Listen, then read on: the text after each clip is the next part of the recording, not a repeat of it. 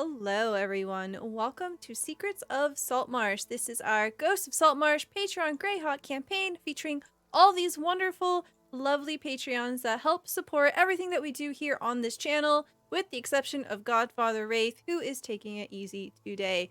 So it's going to be up to everyone else to pick up the slack, because we've got some adventuring to do. I'm Stella Luna, your host and game master for today. I just want to say real quick, shout out to all of our Patreons. All of the 3-shots, 1-shots marathons that we do here are capable and possible because of all of them. If you want to see what you can get for being a Patreon, you can check out this link here in the chat.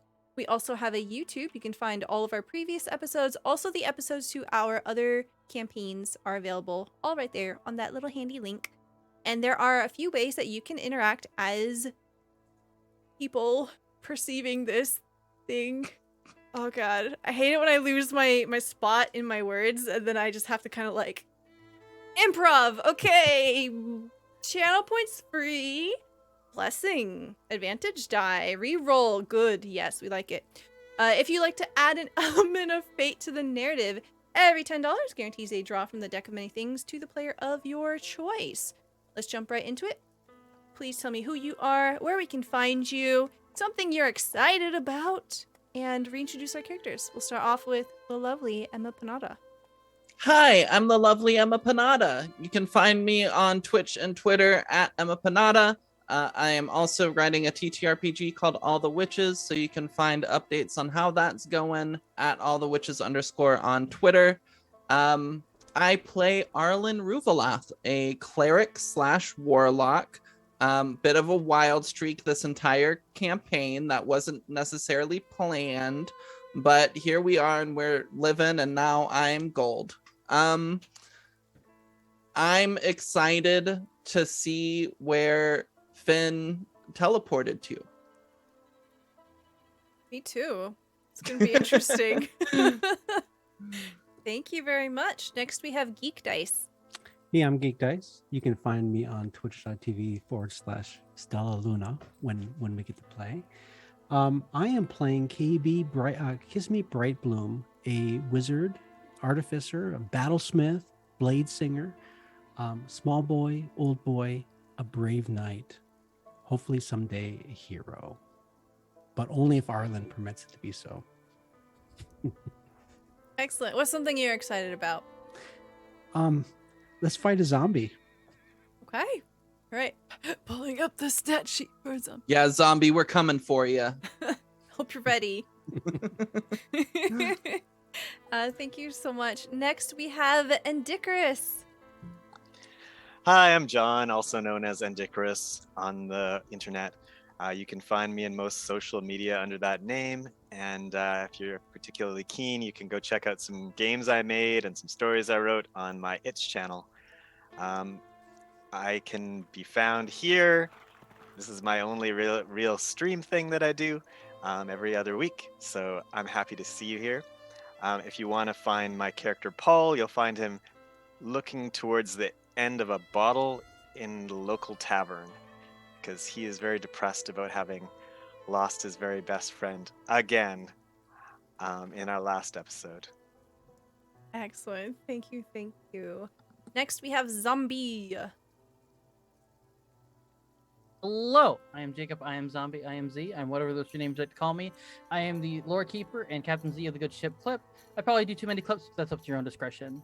Today I play Finn Carson, who is a ranger researcher who has been looking through and searching through, trying to find all of the undead for all of the travesties they have done in his life, both as a child and as a young growing adult. And yeah, I apparently walked. I like to think of it as I was walking around with Arlen and I happened to step into a portal, because I like the comedic idea of that. You can find me on Twitter at ZombieFighter89. The majority of what I do there is retweet D&D stuff, Kirby stuff, and promote Stella. So, yay. Thank you. You're welcome. And then I'll go into more and more stuff when we go to the outros. But if you go to that Twitter, you'll see a pinned tweet up there. I do clips, I do video, audio editing, if y'all have someone who might need someone to be hired like me for that kind of stuff, let me know. I'm available. Awesome. Thank you so much. So just to recap where we left off last time, we essentially have Pole heading off to the tavern, having just summoned a round for everyone available and present. We have Arlen in search of perhaps more of these strange tokens that might be linked with these dreams, very violent and perhaps cursed. Kind of hard to tell. And unfortunately did not find any kind of duplicates or similar source here in Saltmarsh. We had KayBee and Garen head off, and oh my god, I've asked you literally 3 times today. What happened? Why am I blanking again? Where? Yeah, we had gone looking for Ellie. Right. That girl who's like stealing shoes and pointing at curses and stuff like that. Absolutely, yes. And unfortunately, you did not find Ellie. You didn't really have a lead to begin with other than various alleyways, and though you've crawled through a couple of different ones, you did not find any sign of her. I will say, though, that throughout the evening of the day, the two of you, as you have made your way through these various alleyways, you would have seen that Saltmarsh is absolutely booming with the fishing industry back in full swing. There is a great number of people and objects just sort of moving through the area. Traffic is pretty dense, and that just sort of contributes to the inability to find Ellie. And you had been following Arlen, and as Arlen looks around in search of you, you don't fall into a hole or a portal, so to speak. Something else happens to you, and we'll get to that in just a little bit. But before we do, Arlen, you're looking around. Finn is not there. What would you like to do?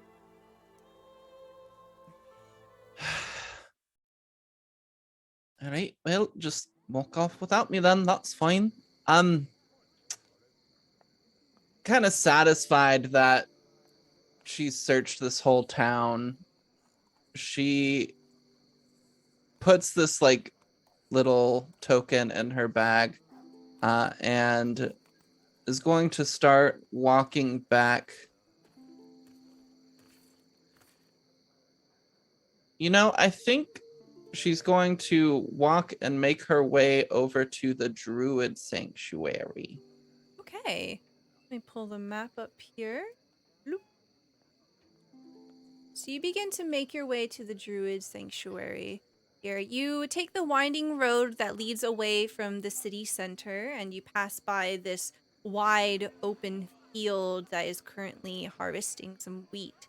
And as you take this road, it's quite lonely. You don't meet anyone along the way, but getting to the Sea Grove of Obad High here, you see that it is very similar to what it was like when you first got there.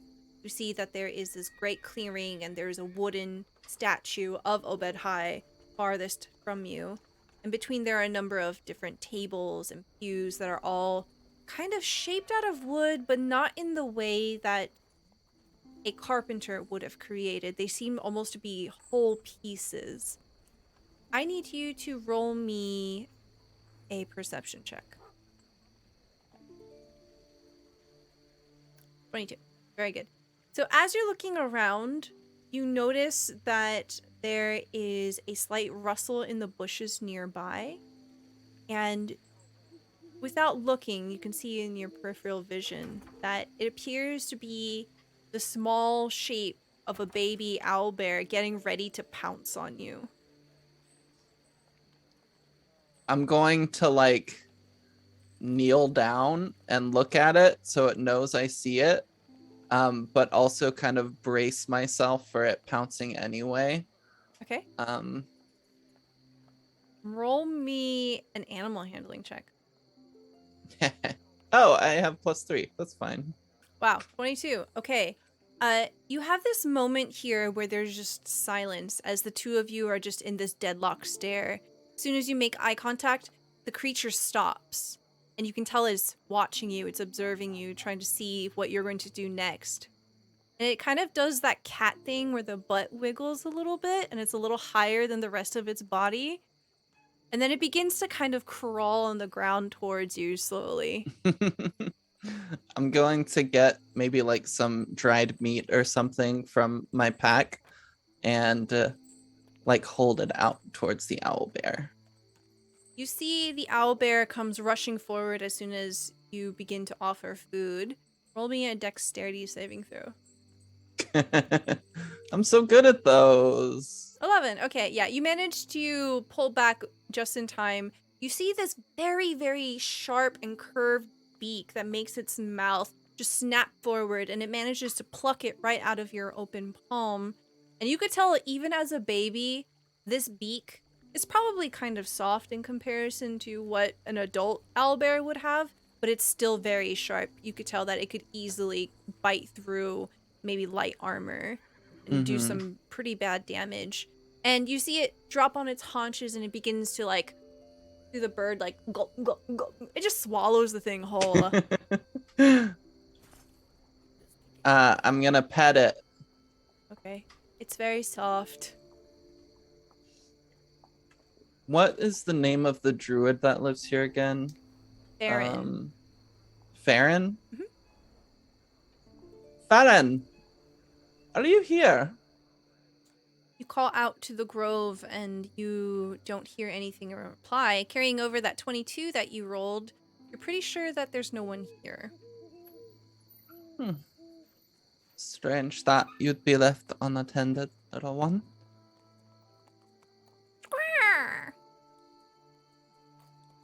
Arlen stands up and is gonna look around, see if there's any hint of where Farron went.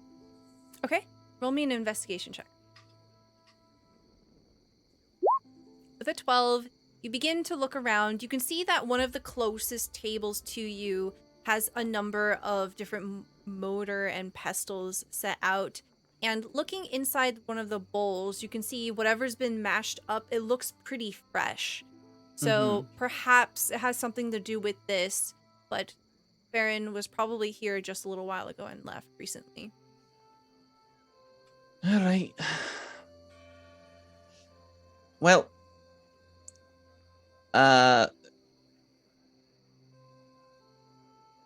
she'll just kind of wave it off. It's not that important. And then she'll turn back and leave, heading back towards the city center. You notice the owlbear is following you. All right, maybe I shouldn't leave yet. That's fine. Yeah, we'll wait for Farron to get back. Okay. And she kind of sits down with the owlbear and we'll play around with it and stuff. Okay. So meanwhile, as the screen fades to black there, KayBee, what are you doing? Garen, I don't know if we can find Ellie on the streets. There's just too many people. You know, the food here is really good. I like visiting all these little stalls and everything, but I think I've had enough fish on a stick. I could really use a beer. If you're done, let's go see what Paul's up to. Okay. I know it can't be good. So I don't think you know which one Paul has gone to. So you have two options: the snapping line or the wicker goat. Yeah, we'll just we'll go to whichever one's closest. You know, KB's got a little bounce in his stride. We're on shore leave. We're on Liberty right now, and it's that moment when you are away from the burden of responsibility, and everything is easy and casual. You know, just hanging out and eating fish on a stick and thinking about beers and go bar hopping. It's like, the boss won't care. So it's all good. Okay. So it's all real casual. I think it would be fair to say that if you were searching the alleyways, then you're probably closer to the snapping line because of all the buildings that are sort of brought together here in the heart of Saltmarsh. It's all about the beer. When you get into the snapping line, which is not renowned for its beer, but is in fact renowned for its claw wine, which is made out of lobster, you look around and you don't see Pole, you just see a number of different fisher folk, and it's maybe a merchant or two. There's a bard in the corner playing some music. Maybe we'll stop and have a beer. See if there's anybody I know. Okay. Roll me a perception check. Like looking for the Jeff. 17. With the 17, I'm going to say that you don't recognize anyone that you know, but you see that there is a person that steps quickly out. They sort of slide out as you come in. And the thing that you notice about them immediately is that they are wearing a red scarf. This blood red scarf. I try to remember where we saw a red scarf. I want to say Arlen had talked about red armbands and stuff. Maybe she said something about a red scarf. Nothing about a red scarf. Something about a red, like, bracelet for sure. It was in connection to her visit to Gelen Primewater. She saw one of the guards was wearing one. As you kind of look at them very briefly, the only other place that you can think of that you've seen a red scarf is Kelladek. Kelladek was big, tall. Kelladek was 7 foot tall, dusky skinned, and he is this person who wears a red headdress that comes down and wraps around him like a shawl, and it is red in color. I think, did we meet Kelladek? Or maybe we only heard from Finn and Pole. I don't think you met him face to face. Gotcha. Okay. If this meets his description, then I'm definitely gonna. So this person is not 7 foot tall, but the red scarf does give you a bit of a reminder, a bit of a connection there. Yeah, I'll take a mental note of that person. But looking around, don't recognize anybody else. Maybe get an eyeball full of this person. Look to Garen, and Garen's probably, so we'll pop out of there if there's nothing else that catches our attention. Okay. Yeah, you can see that Hannah is currently working at the bar, but she's bustling back and forth, tending to people. She doesn't seem to have time for idle conversation. So as the two of you begin to leave, Finn, you get 2 cards. Thank you so much, Adam, for the 2 cards to Zombie. Welcome back, Adam. Welcome back. Stop. The madness just never ends, does it? Stop. All the bad cards are out of the deck now, so it's fine. Yeah, no, they're back in the deck. Okay. Cool. Wait, can I fall into another void? A void within a void? A void within a void. Do you think you're just gonna cycle through kind of like the portal game where you go into I want a portal between different places and Okay. I'll just end up on the island by myself. That's not how it works. Oh, okay. So KayBee and Garen will begin to make their way over to the Wicker Goat, which is the only other drinking hole here. So as you get to the Wicker Goat, you see Pole. So Pole, you can have creative liberty to what we see as we come in here. We'll say that maybe like an hour has passed since... We'll say 2 hours have passed since you bought that first round of drinks. What kind of disposition are you in? What is the state of the tavern? It's all in your hands. Describe whatever you want. Oh, Paul is totally wasted already in 2 hours. He's been pounding them back hard. And he's been making sure everyone else has a drink while he's drinking too. So he's just throwing like gold pieces on the bar. Give everyone another one for everybody. You're not drinking, why not? And KayBee! Hi, hey. Get him. How many have we had so far? Get him that many. you see Tully is near Pole, and his ears, which are normally kind of out, fanning out, like the size of his head each, right? They're very big ears. They are kind of flopping and pulled down, and you can see that there is a look of concern on Tully's little face. And KayBee, as you look at him, he says, I think it's been like 6, but you should drink some water, Paul. I'm glad you guys are having so much fun. Yeah, it's fucking wonderful. How are you doing? All adventure and no beer is not good. So, hey, come on, Garen. Belly up to the bar. Cheers! So we're going to go ahead and fade Garen out to black at this point because Yep. I don't want to roleplay his character. But yeah, so you partake? Oh, absolutely. In fact, I think Paul needs some support. So I throw some gold pieces on the counter too. I'll drop 10 gold pieces. And just like help pull this grand adventure off that he's got going here. Okay. Sounds good. So general merriment, a roar of cheers erupts over the crowd, and you see Jeff is just absolutely plastered, probably hanging off of pole, barely conscious, has a drink in both hands. And some of it he's already wearing, and there's puddles of drink all over. And the atmosphere is sweet. It is inviting and warm, and everyone seems to be having a good time. Of course, there's all kinds of gossip about everybody who's not here. Oh, yes. In fact, can I get a perception check from KayBee, a perception check from Pole, but Pole, yours is at disadvantage. Okay, that's a 6 from KayBee. That's an 8 from Pole. Okay, I think it's just too many voices all at once. Neither of you can really pick out the owner of any particular set of words. You find that your attention is being drawn here or there as everyone tries to communicate with you, definitely trying to belly up and become friendly now that you've thrown gold on the counter. This is enough to feed people for a long time, and it is not insignificant and has definitely drawn attention. So we'll fade to black there. Yeah, and as we fade to black, we hear, and she put both her hands on it, and her hands turned gold, and her eyes got really big, and then she kind of was thinking, and then she turned around and she sat on the thing, and it was like this. You know what I mean? Yeah.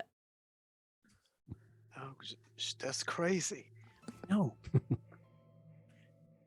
Finn. Finn, one moment you are following Arlen. Arlen has cast a spell and is sort of going about like a bloodhound, trying to find any trace of this magic, duplicate or otherwise. And you find that the crowd is just overwhelming. There are a number of people that begin, the number of people between you and Arlen seems to build as you're trying to pick through the streets, and it gets to a point where you just can't see Arlen anymore. All of a sudden, you see a large hand go over your face, and you get pulled back into the shadows. As you come to, you find yourself in a dark room. It's very familiar. You've been here before. Oh no. As you're looking around, you're back in the basement of Kelladek's tower. Okay. You look around and you see that this forge of Kelladek's tower is lit. You see this bright blue burning fire, and it fills the entire chamber in this ominous blue glow. You see that Kelladek is not here at the moment, but you can see that there are a number of items on his workbench within view. Your hands are currently restrained, manacled above your head. You're up against a wall here. Your feet are on the ground.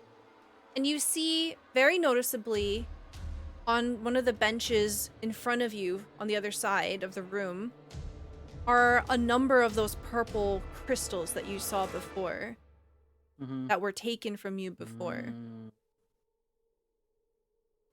What's going on through your head right now? So I'm going to. Can I take the assumption that when I was first captured, maybe there was something above my eyes, so I couldn't see exactly where I was at first. Yeah. And so as he's like chaining me, okay, so he's like chaining me up, and like I don't know who this is, kind of feels familiar, but I'm not sure. And he's like, "Hey, what are you doing? What's going on?" And then I'll be chained. And then as soon as like it unravels, I'll look around and I'll see the familiarity, and I'll go, "God damn it!" And then he'll look down at the crystals and he'll go, "Those crystals, Kelodek, where are you?" And he'll just yell out in the darkness, because I'm assuming is it dark enough where I can see? Well, I've got dark vision, don't I? Yeah, you're a half elf, so you can So- see in the dark. Do I see Kelodek in the room? Kelodek is not in the room, and there's also like the blue glow from the forge in here, so Okay. it's kind of like low light. You Okay. don't see Kelodek, but you hear the clicking of nails or claws on one of the workbenches near the crystals. When you look over there, roll me a perception check. Okay. Perception. Read rate. Okay. Okay. With an 11, you don't see what is making the noise, but you see that there's a shadow being cast. And you're smart enough to figure out that there's something sitting on the workbench and it's invisible. But the way that the firelight is basking on it, it's casting a shadow, and you see the shadow of a small, maybe cat-sized creature. It's not a cat, but it's about the same size. Just hunched over, its nails clicking against the workbench.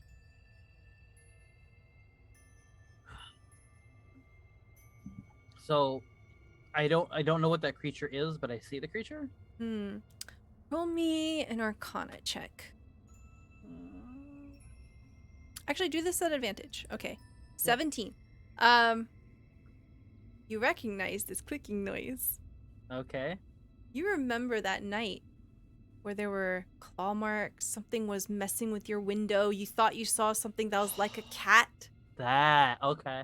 So you're able to put it together. This is probably an imp.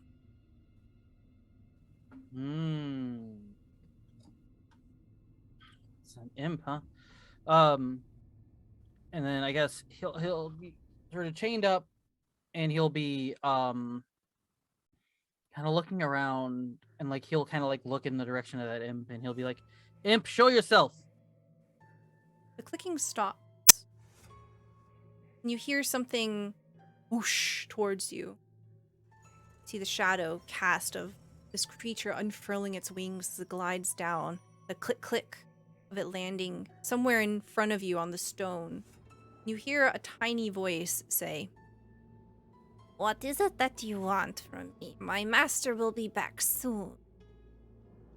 Why did he take me? They may have questions for you. You are a curious person. I've been keeping my eyes on you. What's so tracking curious? you. What's so curious about me? You and your group are meddlesome. You have garnered the favor of the council, but my master wants to know why and how. Because we do a really good job at destroying all of the evil going around. And I'm not entirely sure that your boss isn't a part of that. Well, who is to say what is and is not evil? Do you decide these things? I have a pretty good idea of what is and what isn't. Well, perhaps you do, perhaps you don't. We will find out for certain. He returns. We shall.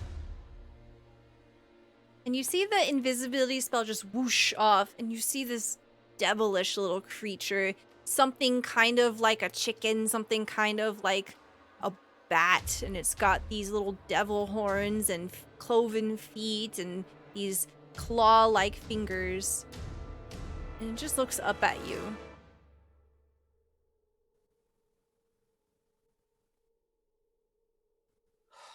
Man.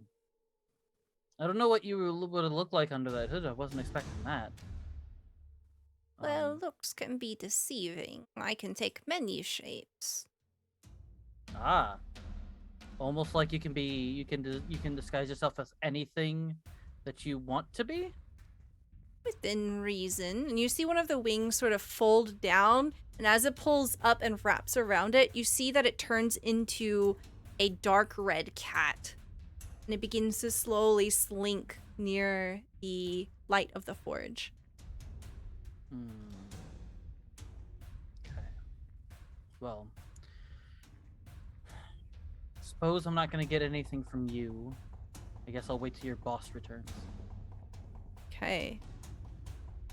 You find that in this moment, restrained and your options a little limited, I'm gonna go ahead and say that you feel the effects of this now. You have drawn the balance card. So what that means is if you have spell slots, you'll go to half of them, and your hit points will go to half, whether you're rounding up or down. Now, just to clarify, when we had the dream and we took damage in the dream, when we woke up, did we go back to full health? Yeah, you were full health. Okay, I just want to make sure before I Yeah. do all my over here. Okay. Is there anything you want to do while you wait? You're You're kind of feeling tired here. Am I? Okay. I think Finn is probably going to take one good last scan of the room, kind of have an idea of where he sees the crystals, because that's what jumps out at him. Because he's in fear right now of not only does Kaladek capture him again, but he's had this fear in the back of his head ever since he said to the council, I think he's part of this. That something was going to happen with him. Because he's the only one out of everyone who just went, yep, putting my foot down, I'm gonna call out Kaladek. So he's gonna kind of look at the crystals and go, God damn, I think I was right on this. Okay. And as that kind of happens, I think he starts to kind of like, he feels tired. He's gonna kind of like maybe shut his eyes. At this point, what is he gonna? There's nothing he can do. He's tied up. He can't get out. He's just gonna rest the best he can, or whatever the case. Yeah, you see the door that you know to be the exit. Right next to it is the table, the workbench that has those crystals on it. And I'll say that there are 4 crystals on there right now. As this scene fades to black, we go back to the grove. Arlen, you can hear the wet, sloppy slapping sounds of large webbed feet, kind of, and you see approaching the grove is Farron on the back of a very large frog. Farron? And Arlen will kind of stand up as he's approaching. Nice frog. Oh, thank you. Good to see you, Arlen. Of course. Well, for one, it's great to see that this little fellow is doing well. Yes, he's got a bit of a appetite, that one. I did notice, and there's just like rations, kind of crumbs of rations all over the floor. I did notice that. I was wondering if I could ask you a question to some information that I think you might know something about. Well, you know I wouldn't hold anything back. And you see him hop off of his frog, and the frog just sort of lowers down and just nestles and turns into a loaf where it is. But you see Farron kind of hop up onto one of the stumps that could be like a chair. And as he's standing on it, this halfling man, he is pulling things out of his satchel, and you can see he's dumping these number of herbs, and there's like a vial, some kind of wrapped bundle, all on the table where he was working. What is it that you want to know? In my experience, sometimes druids have access to all sorts of information that no one would necessarily think they would. I suppose that's true. We've been hired to go to, what is the name of the island? Abbey Isle. We've been hired to go to Abbey Isle to deal with the manner of undead that are there. We've heard that people have gone before trying to deal with the undead, and it's never turned out well. But I was wondering if you know or have heard anything about the island and what it might hold. That's a great question. Adam, thank you so much for the 2 cards for Arlen. Thank you, Adam. Yeah, we went to stop, baby. Stop. And another. Stop. Okay. Great ones, I can tell. Okay. So, he says, well, I know about the undead. I've heard that they plague the Isle, but no one has been able to determine why or from where. I don't have that information. But and as he's speaking, you see his hands are busy with the work. He's tearing leaves off of some kind of stem and he's putting them in the motor and he's beginning to grind them up. There are ways that you can fight the undead that might be useful. They are adverse to fire. Silver weapons sometimes are of some help. You might want to take a wooden stake or two if there's a vampire.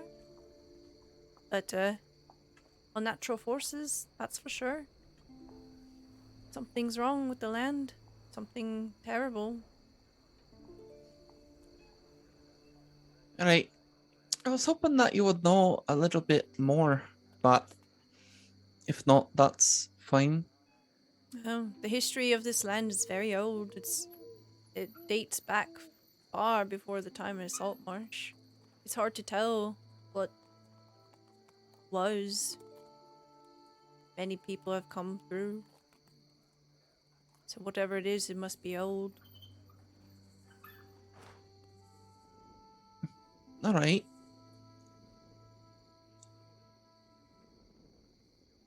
How long have you been here? And what brought you to the druid life? Did you have a master? Oh, I've no master.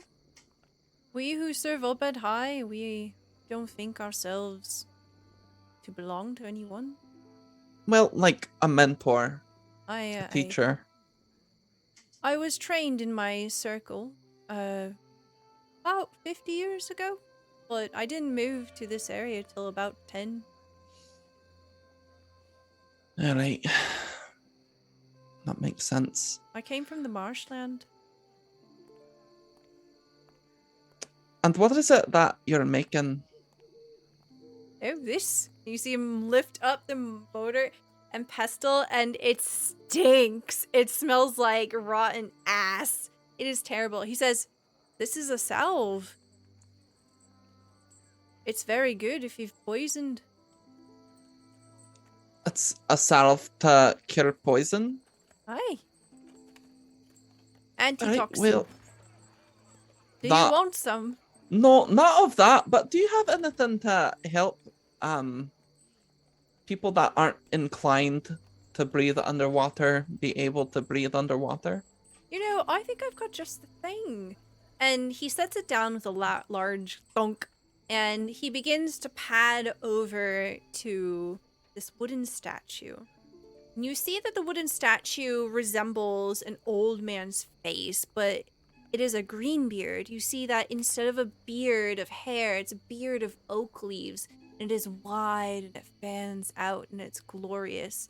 And you can see that what is supposed to mimic a human face, the skin is quite weathered and it gives the appearance of an old person. And the mouth is agape. And you see Farron plop down, sitting, puts his hands together, and he murmurs something quietly.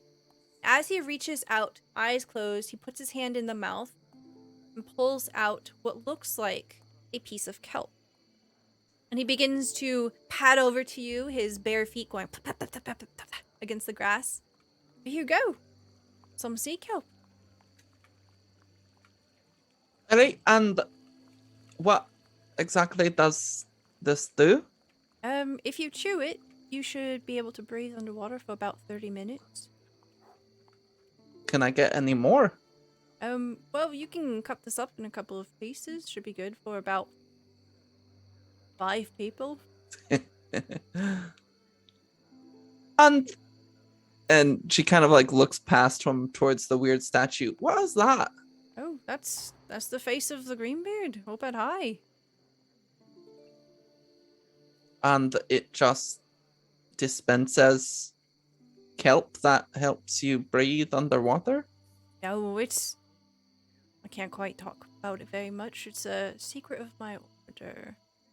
But, essentially, we give and we get. Everything's a cycle under the guise of the god of nature. All right. Well, can I give you anything? Oh, if you like. Supplies, of course, are helpful, but if you've got rumors that I could share with others, well, many hunters and trappers come through the area. This is as you said, a place of information. People come here to get guidance on the land around. All right. Well, I don't know how common knowledge this is at the moment. I imagine information hasn't spread too far, but Saltmarsh will be working with the lizard folk against the Sahagan. So that's some news. Yes, I don't think I've heard anything of that. Is this coming from the council? We brought it to the council, and now things are being worked upon, but it is all very new. Very good. I'll make sure that everyone knows, especially those that are heading to the marsh. All right. Well, thank you so much. You sure I can't give you any antitoxin? I'm thank you, but I'm all right. You keep taking care of this owlbear cub. Scrah! I don't think they have tails, but I imagine it has a little nubbin, and you just see a little feathery nubbin just going like whoosh, whoosh, whoosh, whoosh, whoosh. I think he likes you. Everyone likes me. That's true. Probably wouldn't do too well on a ship, though. Not yet. No. I think like we just kind of cue the long wide shot of the bear, like the owl bear running, and the mitts are a little too big, and it's like tripping on itself, and it just like tumbles in the background. No, doesn't have its legs quite yet. Yeah. Well, if you need anything, send for us. I will. Please be safe out there, Arlen. I always am. And Arlen, with her brand new gold skin, turns around and walks away. Yeah, Perrin just doesn't question it at all. And as you're walking away, the bear tries to follow you, and we see this long shot of Perrin just like grabbing the bear, trying to pull it back. The bear's almost the size of him. And you leave. Where do you want to go? Is there like, where would I go to find very old books? Oh, that's a great question. I would say that you might be able to find books. You would have definitely seen a lot of books in the house that belongs to our dear friend Anders. Okay. So Anders Solmore definitely you've been in his office. You saw that he has very, very many books. You can probably presume that all of the nobles have books here. Also the wizard, definitely some there. Some other places, you know that there is a church to Procan. That is where you dropped off that one bandit, and he's working off his he's put in some time, community service here. Mm-hmm.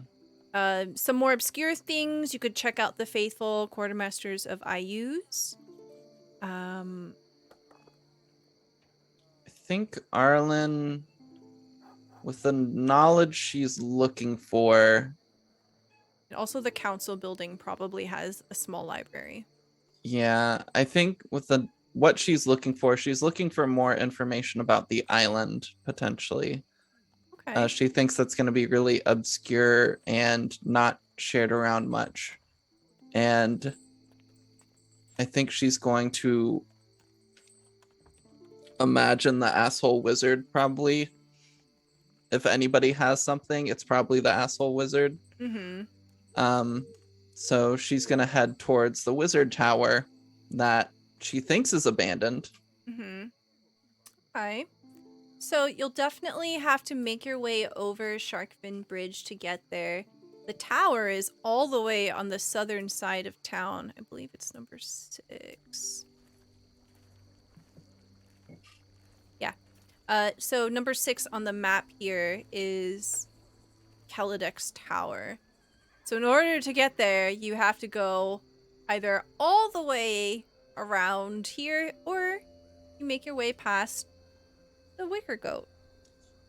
I think For convenience, we'll say I passed by the Wicker Goat. Yeah, I'll say that like as you're passing over Sharkfin Bridge, you definitely hear people being like, "Hey, you should go check out the Wicker line there, Billy. There's a guy there who's completely plastered, man. You can get all kinds of free drinks, and like there's a naked goblin up on the bar, and like All right. there's a person with like some kind of mechanical thing, and they're breakdancing. There's all kinds of crazy shit happening down at the Wicker Goat. You should check it out." And then What? Billy's like, "What? Let's go right now!" And then you just see like people running. All right. And Arlen's gonna kind of follow and head towards the Wicker Goat. Okay, we need music change here. Do I have the right music?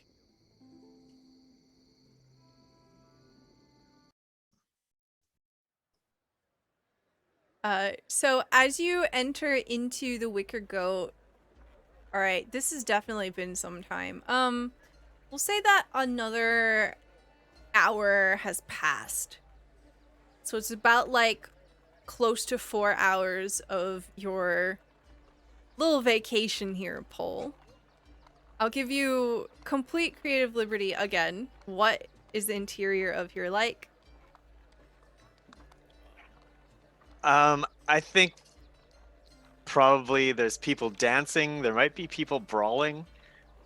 People are really drunk, and whatever is the mood around this town is going to prevail. Probably. I don't know if people are tense because of the impending, scare of the Sahagin, or if they don't know about that and they're just having fun because, as far as they know, everything's going well.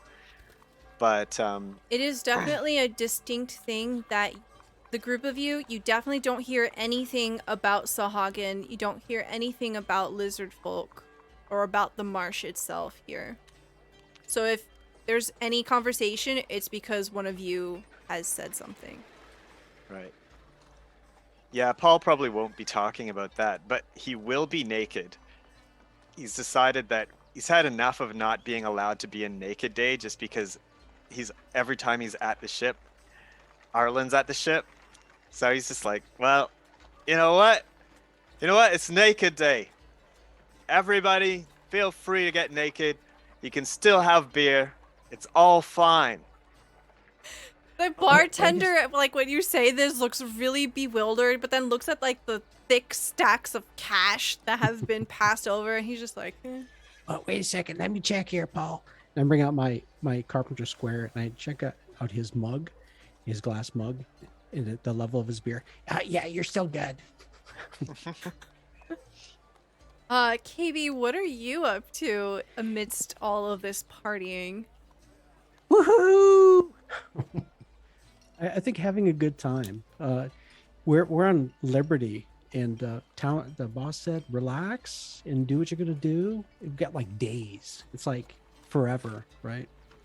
So yeah, living it up. Okay. So KayBee, as you are partying, you're breaking out measuring tools and drinking, having a good time. It all makes sense. It all makes sense.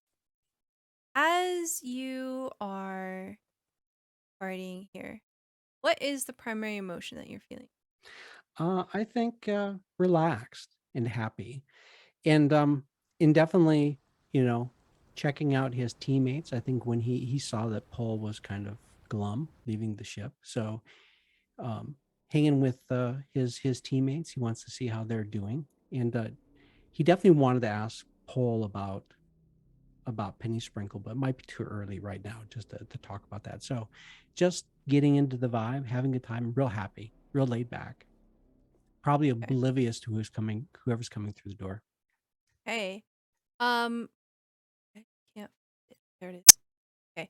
As you are just overwhelmed with this joy and this bliss, you remember this feeling.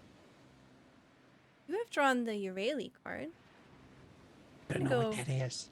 We're gonna go back in time. Oh, The last time that you felt this emotion. Paint me a picture of when KayBee, either the last time or a very profound time in his life where he had a moment kind of like this. yeah, Maybe I less think- naked. Yeah, and he's not naked. Yeah, he definitely catches the vibe from everybody in the room. Like, just okay, really? So I think there was a moment some years past. He was working in Grodzul with the Dwarven Miners League out of there. He was a craftsman. He was a tradesman, and he had really bonded with the dwarves there. They called him brother. They had taught him a few secrets of smithing. He had found his people at that moment. And after closure of a substantial contract and major profit for the company, everybody was just really happy. And it was something, their achievements, what they had crafted and what they had produced was worthy. And they were all lauded, as craftsmen, best they could be as heroes. And that was a significant moment because he felt like he was part of something that had meaning. And now this moment is similar. He came here unsure of so many things, having left his craft and his trade work, kind of that was his focus, kind of leaving that behind and going into the unknown. Now he's seen victories and successes as a member of an adventuring party. And he feels it. He feels like he's worthy. What is this thing that you had made or you had been a part of to make? It was there were war machines to be put on a trade vessel. It was a major contract for a very important. It was for a kingship, and he was just one of many smiths, tradesmen doing this work. But it was important. It was challenging. It had to be done immediately. It was impossible, but they did it. In this moment, as you're partying, you kind of have one of those like really brief flashes where you're like, oh yeah, that happened. And it's gone as quickly as it had come. It doesn't linger, but it's enough to make you reach down into your pocket and you pull something out. And it's a little memoir of this exact memory. Maybe it's a part of this machine you had built. What does this part in your hand look like? It's a backwards screw made special. It was the only way that we could mount some of the fittings for the weapons to make them not vibrate out when the ship was underway. It was unique. It was special. It was something that was challenging to make. And it's been this lucky token for him for years since then. And you feel the weight of it in your hand. And Yeah. someone goes, "Woo! What the fuck is that?" And It's a backward screw. Never see one of those? no, what is it? Can we put in a drink? They just like okay. hold up their mug, this really sloshed person. Okay, don't swallow it though. Or be sure I get it back. Okay, yeah, whatever. It just like clunks into the, and then they like move over towards the door, and as they're passing, we see the door open, just, and there stands Arlen. Arlen, you see before you a throng of a party. And KayBee frozen in place with his beer. Well, and various people are naked, right? Yeah, about like 30% of the people in here are naked. She kind of like looks towards the bartender. Is he okay? You see that he's red in the face. He looks frazzled. He has many stains on him. But when you look at him, he just shrugs and then he keeps moving. Everyone, what is going on here?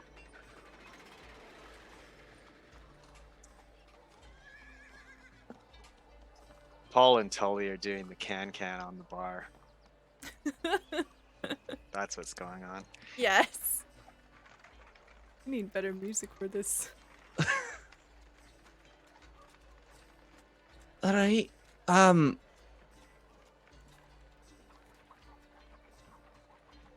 Alright, fine. You all deserve this. That's fine. Barkeep. Yes. She throws another 50 gold towards him.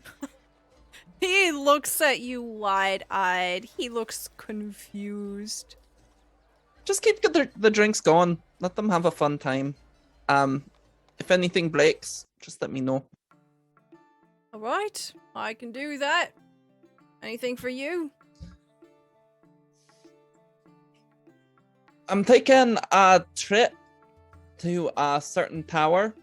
Not sure if anybody wants to join me or if you want to continue your festivities here. If so, that's fine. But I heard things were happening here and thought I might be able to find some of you. You see Jeff just like hanging off of Paul while he's also doing the can. He's like, is that an open invitation? Are you inviting me and the barkeep as well? No, I think you two need to stay here. Oh, all right. I'll keep watch over all these drinks. I think it's kind of one of those moments where there are those movie scenes. I can't think of the specific movie. Oh, like Austin Powers, where they're like, oh, it's getting really crowded in here, like somebody should leave, and then people start getting up and they're like, no, not you, until like it gets to the specific people that That was Arlen was actually talking to, being KayBee and Paul. If I remember correctly, that was a Dr. Evil scene. Yeah, I don't know if either of them want to come, but those are the two she's kind of extending the invitation to. Hey, Paul, I think it's time to go to work.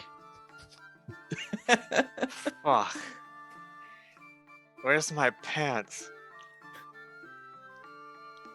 I'll just pick some random person's pants up and put them on. And then I'll head out. What's happening? If you don't have to come if you're too drunk.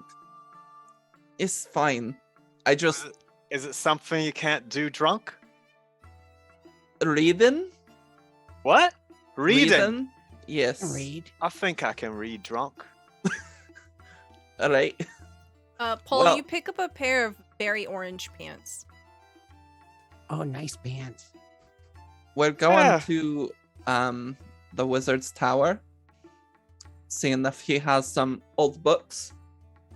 What? That guy won't give us no books. He's an He's not- arsehole. He is, but he's also not there anymore. At least I don't think he is. Oh, I gotcha. All right. I like books. It's a caper. Come on, Tully. We're gonna pull a caper. A what? Isn't Oh. that a type of olive or something? Okay, a heist. A heist then. I can do me a heist. All right. Maybe Hey, don't. you get off my legs. I need those. There's people like, woo, party. Just hanging off the legs. Right, well, Tully can come, that's fine, but well, try to get this done quickly so you can come back and continue your fun. Thanks, boss. Sure We're gonna thing. do it quickly. Quickly, yes. And Arlen is gonna Race walk ya. back out the door. And yeah, Paul's gonna push Tully backwards into the bar and then run towards Kelodek's tower. Okay, can Do I you get like trip? can I get an acrobatics check from you at disadvantage? He will also roll. He got a 10. You got a 14. Okay. Pole pushes Tully. Tully scrambles back. He's like, I think I need pants too. And he just grabs someone's pants and he's like hopping them on as he's chasing after you. So Come on, Pole, jump on. You can get a ride. Oh, I do like an advantage. and you just see like he's like crawling up like the ring style, just defying gravity as he hops onto the back of legs there. And the party, half drunk, half naked, begins to make their way to Kelodek's tower. So 4 hours have gone by, Finn. And as you're kind of resting and peering around, you find that nothing has changed. The creature that you were conversing with has come and gone and is currently gone. So you were alone. Is there anything you want to do? I think Finn, at this point, does he? I know that 4 hours have passed. Would Finn count?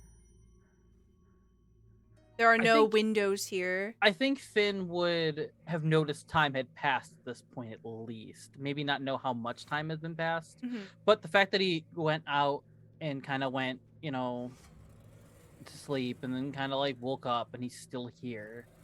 He's kind of like some time must have passed.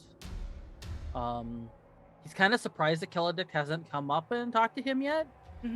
But he's also like, well, maybe someone noticed I was missing, and maybe he's having a conversation with my friends, or maybe this and that and the other thing. He's kind of like going through his mind of like, why am I still trapped here what feels like a long time and he hasn't spoke to me? Okay. Yeah, so you definitely don't see him at any point over the 4 hours. You can tell some time has passed by. And you just hear the crackling of the fire there. It is dead quiet. Not too far away. Pole, you get to the exterior of Kelodek's tower. You see it looming over the area here. This part of Saltmarsh is quiet.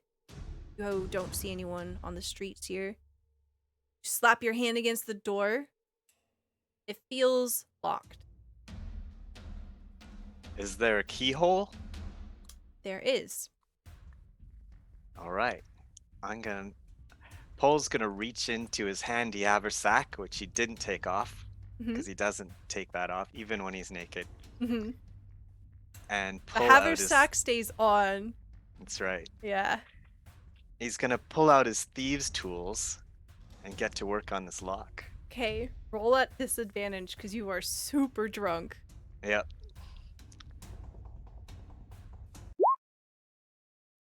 Wow. That was a nat 20. Okay, so you rolled 15.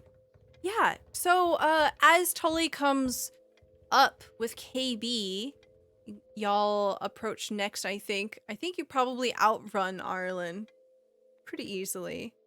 You can see that Pole is masterfully working at this door here.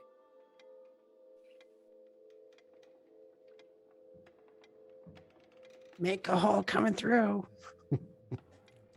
Just kidding. I wish Garen was here. Garen's At the ship. doing stuff, yeah. So as the two of you also come up, Arlen and KayBee, you approach right as Pole manages to click. The door swings open. The interior of the tower is quiet.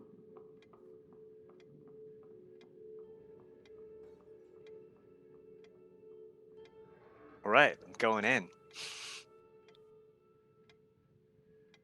Is there How- light in here? No, there's no light. What are we doing, boss? I will share my eyes of night. Yeah. So I'm gonna share my night vision with KayBee, Pole, and Tully. Okay. What does it look like when you cast this? I think she just kind of like waves her hand, and a like purple gem on her necklace just kind of shines a bit brighter, and then suddenly you guys have this purple glint kind of cover your eyes, as you can now see a bit better in the dark. And she's looking around. She's like, well, we're looking for books. Wizards generally keep books in their rooms, or perhaps a basement, or just anywhere. So just keep an eye out. So the group of you have been here before, so just to remind you of what the layout is, there is a bedroom upstairs, and you know that there were shelves there. You know that there were shelves downstairs in the basement, and on this current floor, you know that there's a dining room, a kitchen, a lobby, a spare bedroom. Pole's hungry, so he's gonna go to the kitchen, Okay. see if there's anything to eat. Guess we're going to the kitchen. Look Okay. around. Does it seem like the place has been occupied recently, or is it as we had seen it last time we were here? Roll me an investigation check. Okay, 22. You see that it has been dusted? It doesn't look like it's been abandoned. You see that there are candles nearby that must have been snuffed out recently. They don't look dusty or dirty. I don't think this place is abandoned. It's cleaner than it was last time. Well, if it's not abandoned, then we get to have some nice words with a really shitty wizard. When you get into the kitchen, you find that there are pantries that are well stocked. There is a large pot over the fire, and it is simmering lowly, and it kind of fills this room with a very soft ambient scent of boiled potato and vegetables.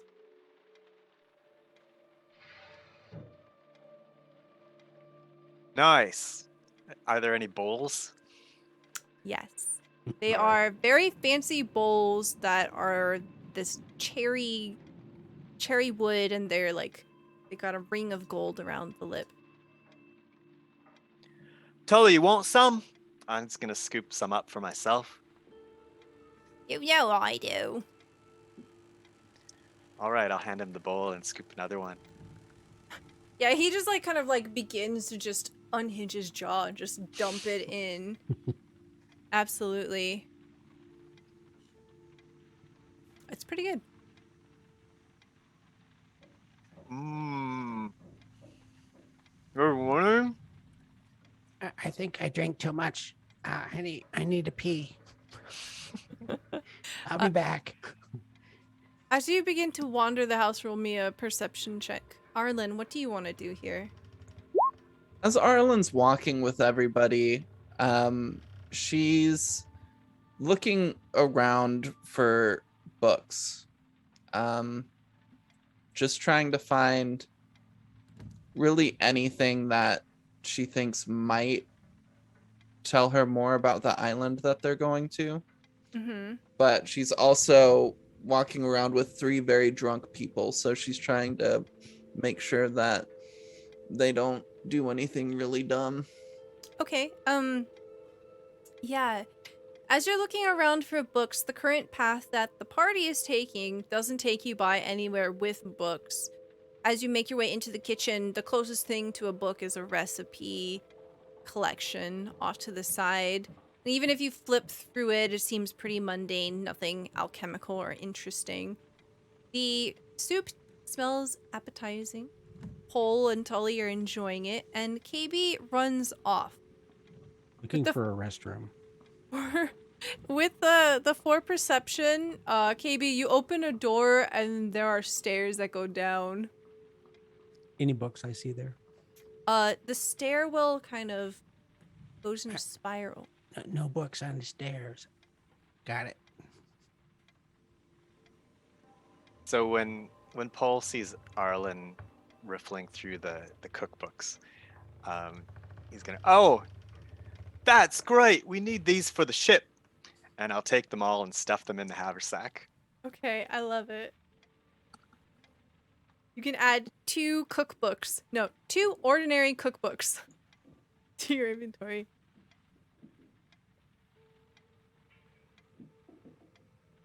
KayBee, this door you've opened in the hallway definitely doesn't seem like a bathroom. Do you just Okay, so keep s- looking for a bathroom? Yeah, there's got to be a bathroom around here somewhere. And, there's probably reading materials in there, so you never know. KayBee opens the door to the basement where Finn is currently locked up and then closes it and goes to look for a bathroom. Yep. Yep. Great. Okay. I mean, when you got to pee, Arlen, you see that Pole and Tully have finished eating their food, and you have exhausted the interesting books here. Where do you want to go next? You said there was like a guest bedroom or something. Mm-hmm. So as you begin to move through the current floor, can I get a perception check from you? And Pole, would you be following?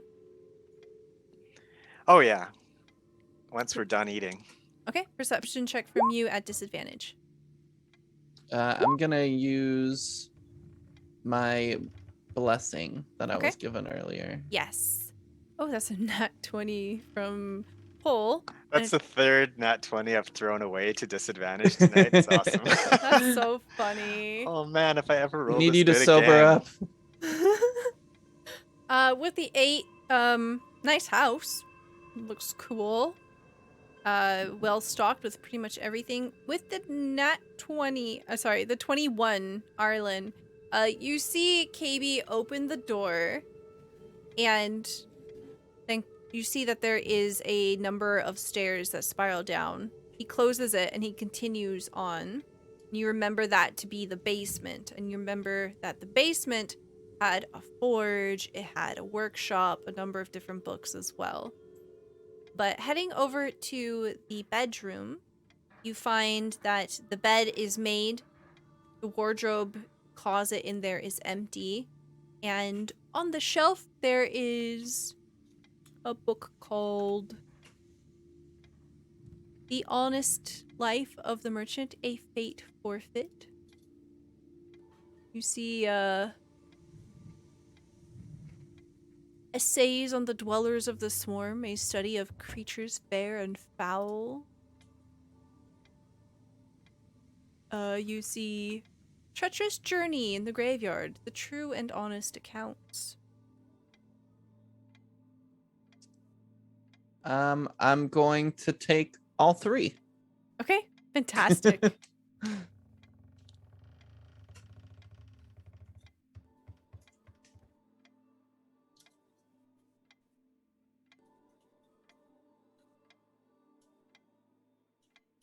Finn, you hear the door kind of creak open for a split second, and then it closes pretty instantaneously. Finn will react to this and say, Kaladek, I'm not going anywhere. And he rattles the chains. I'm pretty much stuck here. I don't have any superhuman ability to break these.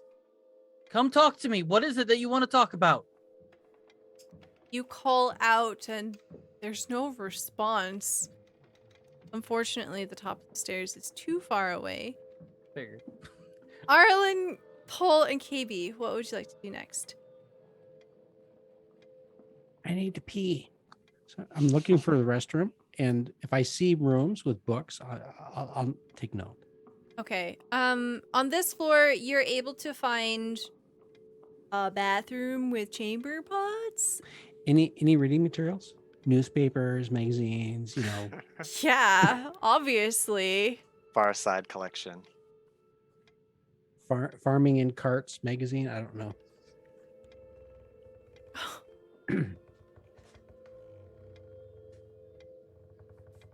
There's a collection of essays on the residence of the skies, a natural philosophy. Oh, I need to get caught up on those. Scoop them up. Great. And of course, I take care of business while I'm there. And you down the hall, you hear, oh, yeah.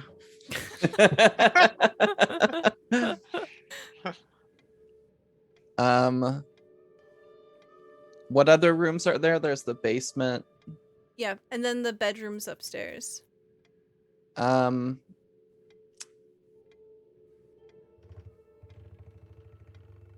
I think it's nighttime, right? Yeah. Arlen's gonna go to the basement first.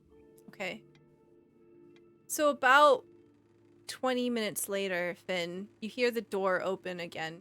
Arlen, you find stairs, begin to descend, and as you're descending, you see that there's a blue glow just washing over this floor.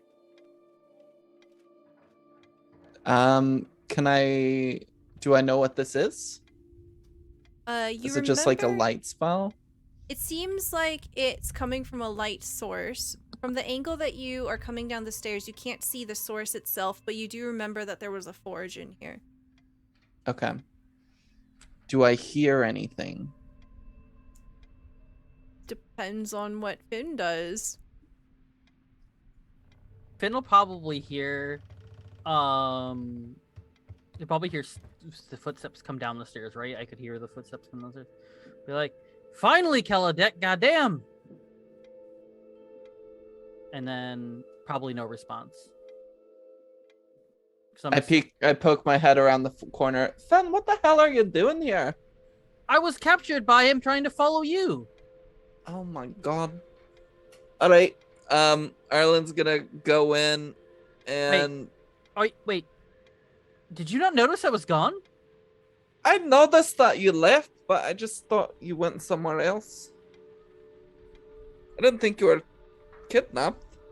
Well, I've been kidnapped again by the I same expected person. better from you. Listen, when someone grabs you by the head and just like chokes you out like this, or he doesn't physically tries to do it with his arm. He put his whole hand on my face and probably like put some kind of magic spell on me. What the hell am I gonna do about that? Bite his hand, resist the spell, hit him. I tried. It's fine. It's fine. Here, let me get you out. Do you see any interesting books here? And Arlen's kind of like helping undo the shackles or like the knots or whatever it is. Yeah, you definitely managed to get him down. I get perception checks from both of you.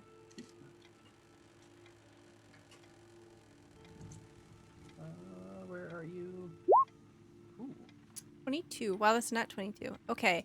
Arlen, as you're busy trying to get Finn free, you're breaking the lock, and as they are falling off and clattering noisily to the stone, Finn, you look up for whatever reason, and you see that the shadow of the ceiling is shifting just a little bit.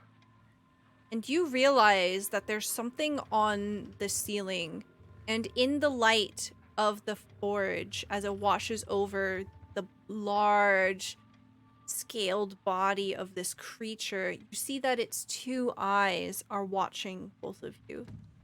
And that is where we're going to take our break. Damn it. Oh, So we will Oh, be no. back in about 5 minutes. Please join us in taking a small break. We're doing some stretches, grabbing some snacks, and we'll be right back. Arlen, you're actively trying to pull Finn free and push, push. Both of your hands are free now, Finn. Your belongings are on the other side of the room from you. And you see this large, dark shape moving on the ceiling, and it's looking right at you. You get one action. What do you want to do here? Talking isn't part of that, right? Talking's free. Okay. As Arlen is asking about, oh, what books are down here? Finn's gonna go, we'll tell you later. We're being watched. I'm gonna try and grab my stuff. It's right above us. And he'll run to go grab his stuff. Okay. Like his weapons and his gear, and or his weapons in his bag and everything. Okay, you start running.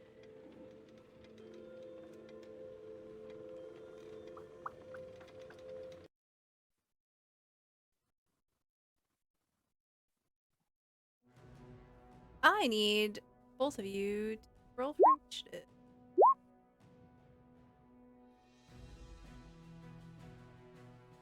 Nice.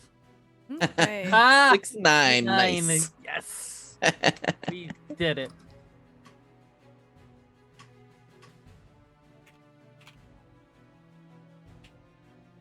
Okay, it goes first. All right, Finn. You start to move towards your things, and we'll say that you get about halfway there. So you're about here, and as you move, whatever it is on the ceiling lunges down at you. And Arlen, as you kind of whip around, you see this large snake throw itself down at Finn. Finn, you still have your armor is still on, but it will try to constrict you. Okay. What is your armor class? 16. Okay, so a 12 will not hit. So it lunges down to try to grab you and throw its body around you, but you dive out of the way. It is now Arlen's turn. All right. Arlen is going, seeing this now, will cast Spiritual Weapon as she does. And it's going to hit Snake Boy. Okay. Armor class is 12. Okay. So 6 points of force damage. And then Arlen will... It's on the ground now, right? Yeah, basically. Okay. Arlen's going to walk up and try to hit it with her club. Okay. Is the spiritual weapon damage magic? Probably, right? Yes. Okay. Cool. All right. Yes, you absolutely slam into it with your club as well. As you make connection with this creature, you realize that the reason its body looks so slick is because instead of having traditional, actual biological scales, this creature almost seems to be manufactured.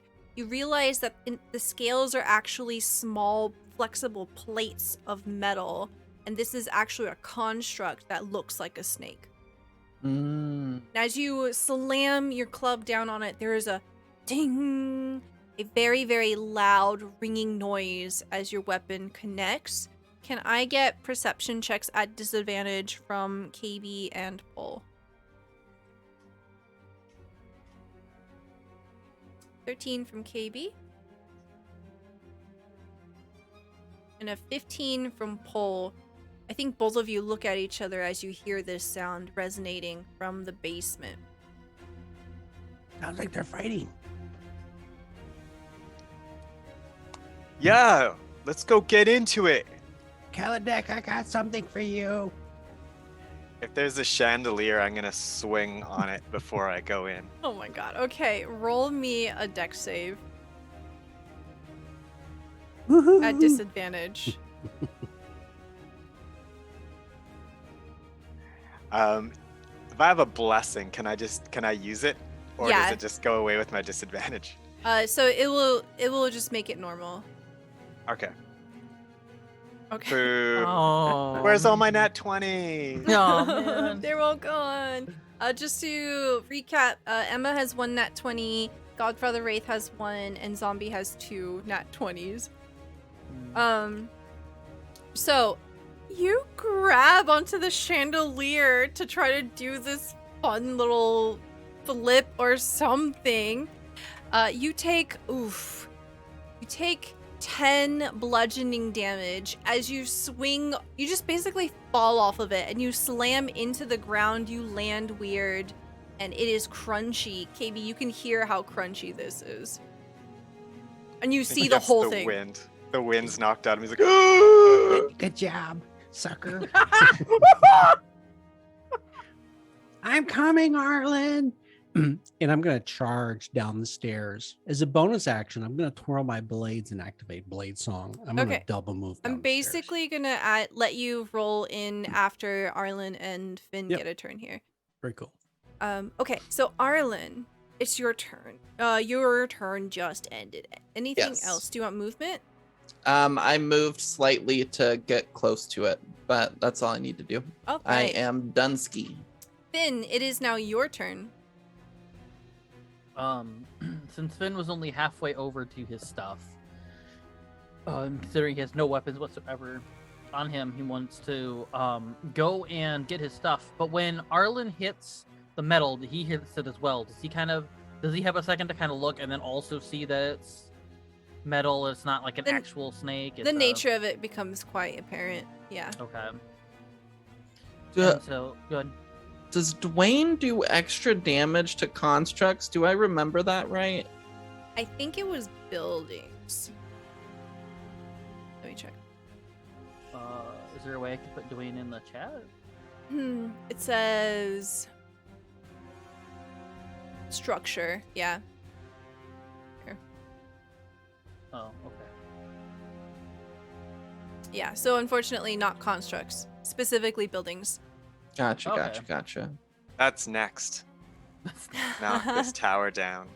I mean, You it is never an get option. kidnapped again. Yeah. Just yeah, take it yeah. out of the equation. All right, so we'll say Um, that your stuff is. Oh, here, I'll draw you a little backpack. Your little Nice. backpack is gonna be over here. Little Okay. straps. Heck yeah. You need 2 straps. Yep. There you go. That's where your backpack is. Alright. And he'll go over to his back. I have enough. Do I? Yeah, I have enough movement You to get to my do, but if you leave melee range of this thing, it gets a free shot at you. I mean, I can't fight it without my stuff. I don't really have a choice. You can use your action to disengage. So it's kind of like entering like a dodgy mode and you don't get that attack of opportunity on you. Sure. But it costs you your action. That's fine. Okay. So as you begin to move towards it, you dive out of the way and I'll say you can equip all your stuff with Nice. a bonus action here. Nice. Okay. So I'll delete my backpack now because it's now on you. Oh. There you go. Alright, you have acquired stuff. Yay. At the top of the turn order, can I get babies on right? Can I get both Finn and Pole and KayBee to roll initiative to enter battle? Okay, that's a 7 from KayBee. And an 11 from Pole. Very good. Okay, Pole, you are first. Sorry, after the snake. Okay. Sorry, it's been a while. The snake wheels its large head around towards you, Arlen. And as it does, you hear this strange, disembodied whisper at the edge of your perception. Roll me a perception check.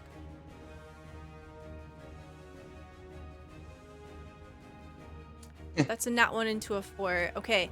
It's really hard to make out the sound. You hear the roaring of the forge nearby. You hear that ringing still bouncing off of the walls here. Can I use my nat 20? Or does Yeah. it have to be before? No, it's fine. You can use it now if you want. Okay. Using your nat 20, I'm gonna have to write this down. Fortunately, I didn't have the foresight to log into the thing that lets me update all of that. 20. Okay. So you hone your perception and you key into these voices and you hear these whispers and you realize exactly where they're coming from. There's these hushed, soft voices that are trying to speak words of discouragement, words of insecurity and anxiety, of disappointment. And these dissonant whispers that surround you, you realize that they're coming from the walls themselves. As you're looking around, you can see with every whisper there's a soft glow on a set of runes that are etched into the cobblestone walls of this place. And that same glow takes the eyes of this constructed snake as it tries to throw itself around you. An 11 probably does not hit you. Yeah, that's a miss. Okay. It tries to bodily slam itself into you and it goes... And it doesn't actually hit you. Okay. Oh. It is your turn. You are on a set of stairs and you are about 45 feet away. All right, Paul's gonna run down the stairs until he can see what's going on. Okay, I'll say... Yeah. As you get to about here, you are in the room and you can see that Arlen is facing off with a large snake. Finn is in the background putting on his backpack and you see Arlen's handy-dandy spiritual weapon floating nearby. All right, so this thing looks kind of mechanical. Yeah, it's kind of hard to tell. I think without context, you coming in just now, you see this large snake and it's sleek and it's shiny and the blue fire of the forge washes over it ominously. So Paul will yell out, "KayBee, you better bring the reverse screw!" And then he's gonna continue running all the way in. Okay. I think that's all he can do because he was far away. Okay, yes. All right, Arlen, it's your turn. All right, spiritual weapon moves up, hits the snake, Okay. hopefully. Do a slap. 4 damage. Cool. And then Arlen. So the dissonant whispers are coming from glyphs, right? Mm-hmm.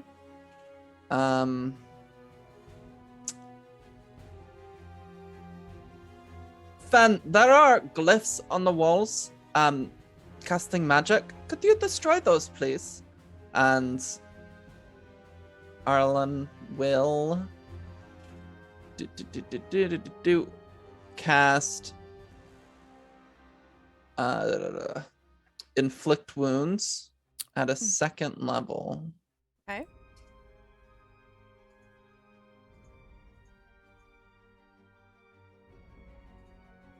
So that is 18 points of necrotic damage. I love it.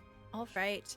As you make contact with this thing and it begins to sizzle and burn away, you can both see, all three of you can see that it's melting underneath Arlen's fingertips. And as it melts, you can see that the contact makes this sort of black stain on your hand and your forearm, Arlen, your hands which are gold now.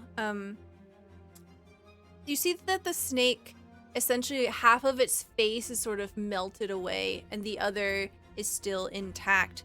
This has done a significant amount of damage to it, but it is still up. And it looks at you with this strange animated undead power.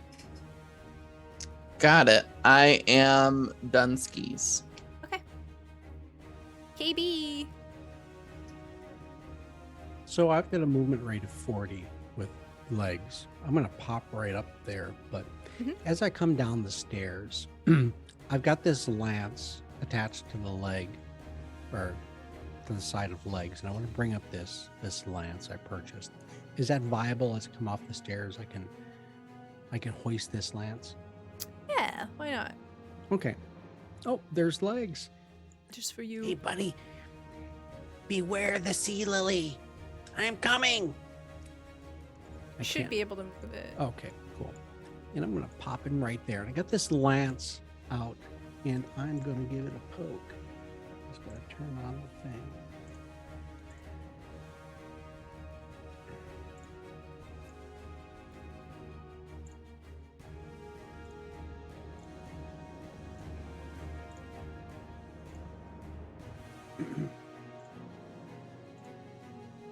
Oh my god, that's a crit. Ow. Okay. And then with my bonus action, I'm going to tell Legs to give it a kick. Okay.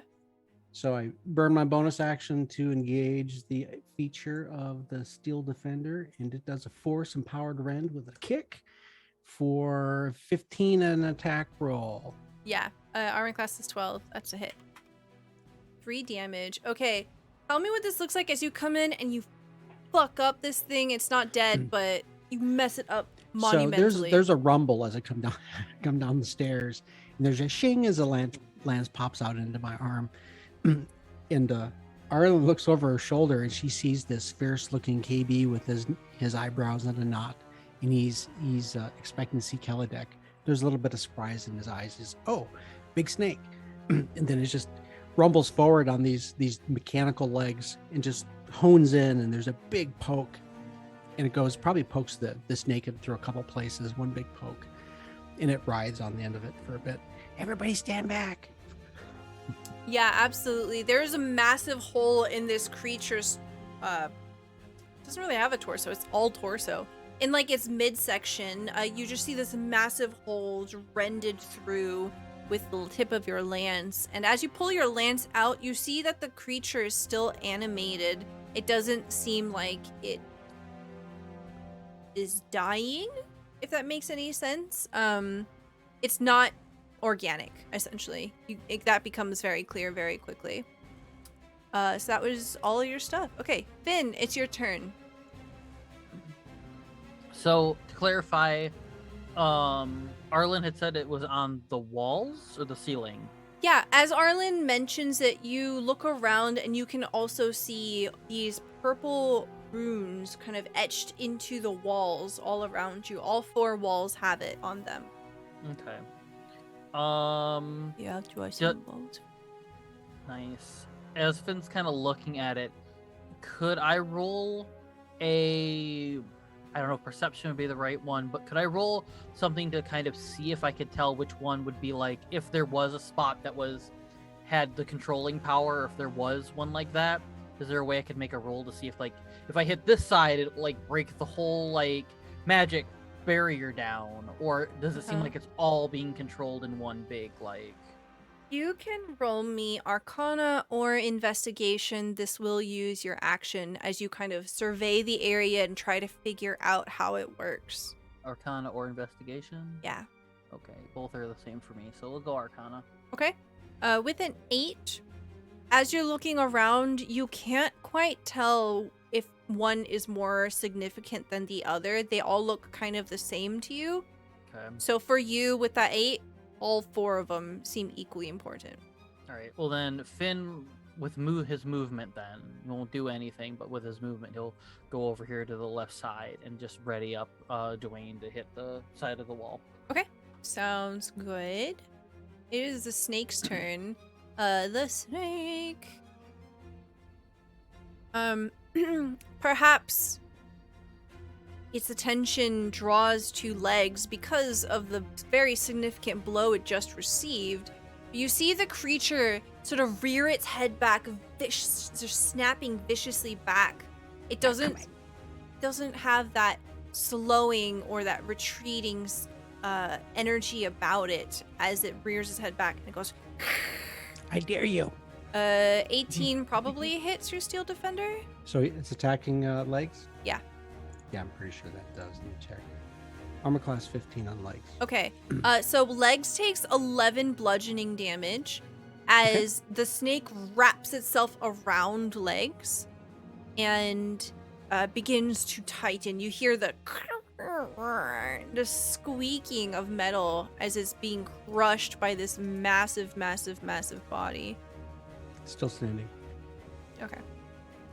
That's going to be its turn. Oh, it's your turn. It's not dead. Pole's gonna try and grab onto it and assist somebody else's attack. Okay, I love it. Pole's just hanging out. Okay, Arlen, it's your turn. Arlen, spiritual weapon will swing at it again. Okay. spiritual weapon is currently in the form of like a spectral sea lily. The ship, not an actual sea lily. Okay. So it's just kind of ramming into it. Oof, that's... Oh, it's a nat one. Piper just gave me a blessing. Reroll it for me, baby. Yeah. 23 absolutely hits. For 11 points of damage. Okay. So we see this miniature spectral sea lily, the ship, slam into the side of this snake. And as it does, the snake, you hear a popping noise from the interior of it. And all of a sudden, it crumbles to the ground. And it crumbles, still constricting legs. So for now, maybe combat is over. Arlen is also gonna walk over and start smashing these runes. Yeah, then as soon as I start seeing Arlen do it, Finn does it as well. Okay. Totally, we're smashing stuff. Yeah, join in on the fun.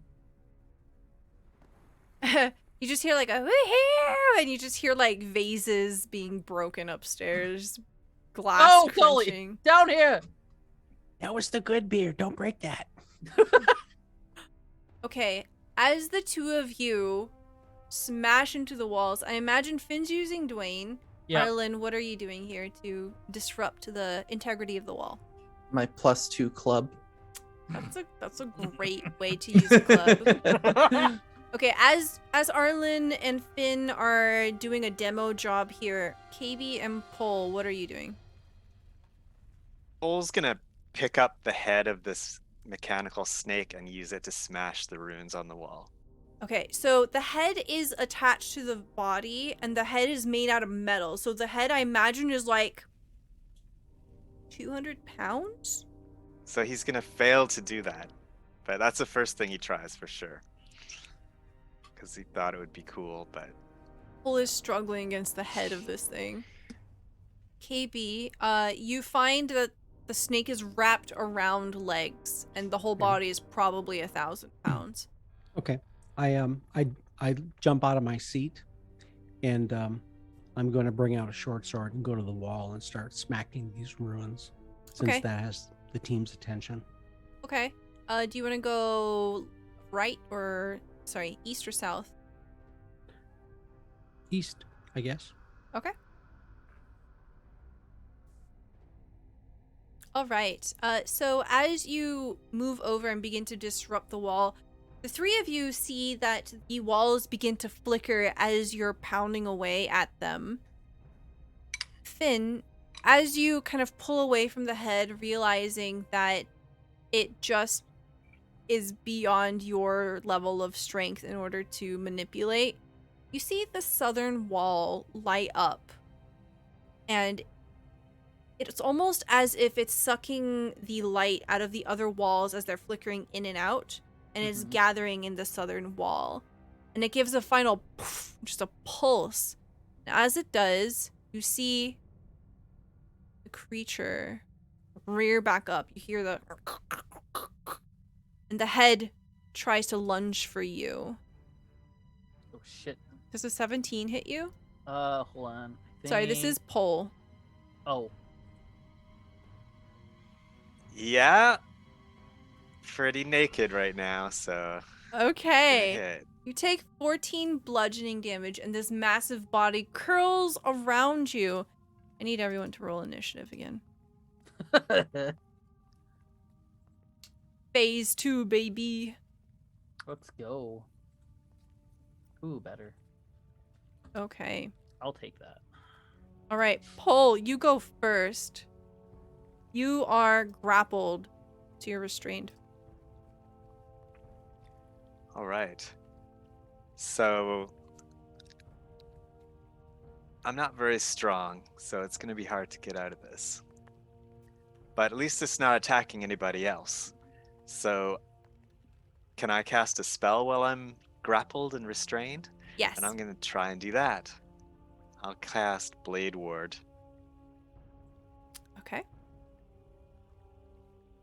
Very good. What does it look like when you cast a spell? It looks like Finn just kind of flexes and gets really his face scrunches up and he goes, "Don't hurt me!" Like a little kid being attacked by bullies. and then and then he makes a sigil with his hand that's kind of like, no, to get out of here. It's kind of pointing his finger, and then he looks a little bit shinier and harder. Okay, I love it. Awesome. KayBee. Oh, Oh, I roll initiative at advantage, so I had rolled a 14 and a 4, and I had to change it back to 14. Sorry. no problem. Arlen, you hear Pole cry out and then is casting magic. You see the creature wrapping itself around him. Is that sigil on the other side of the room shining?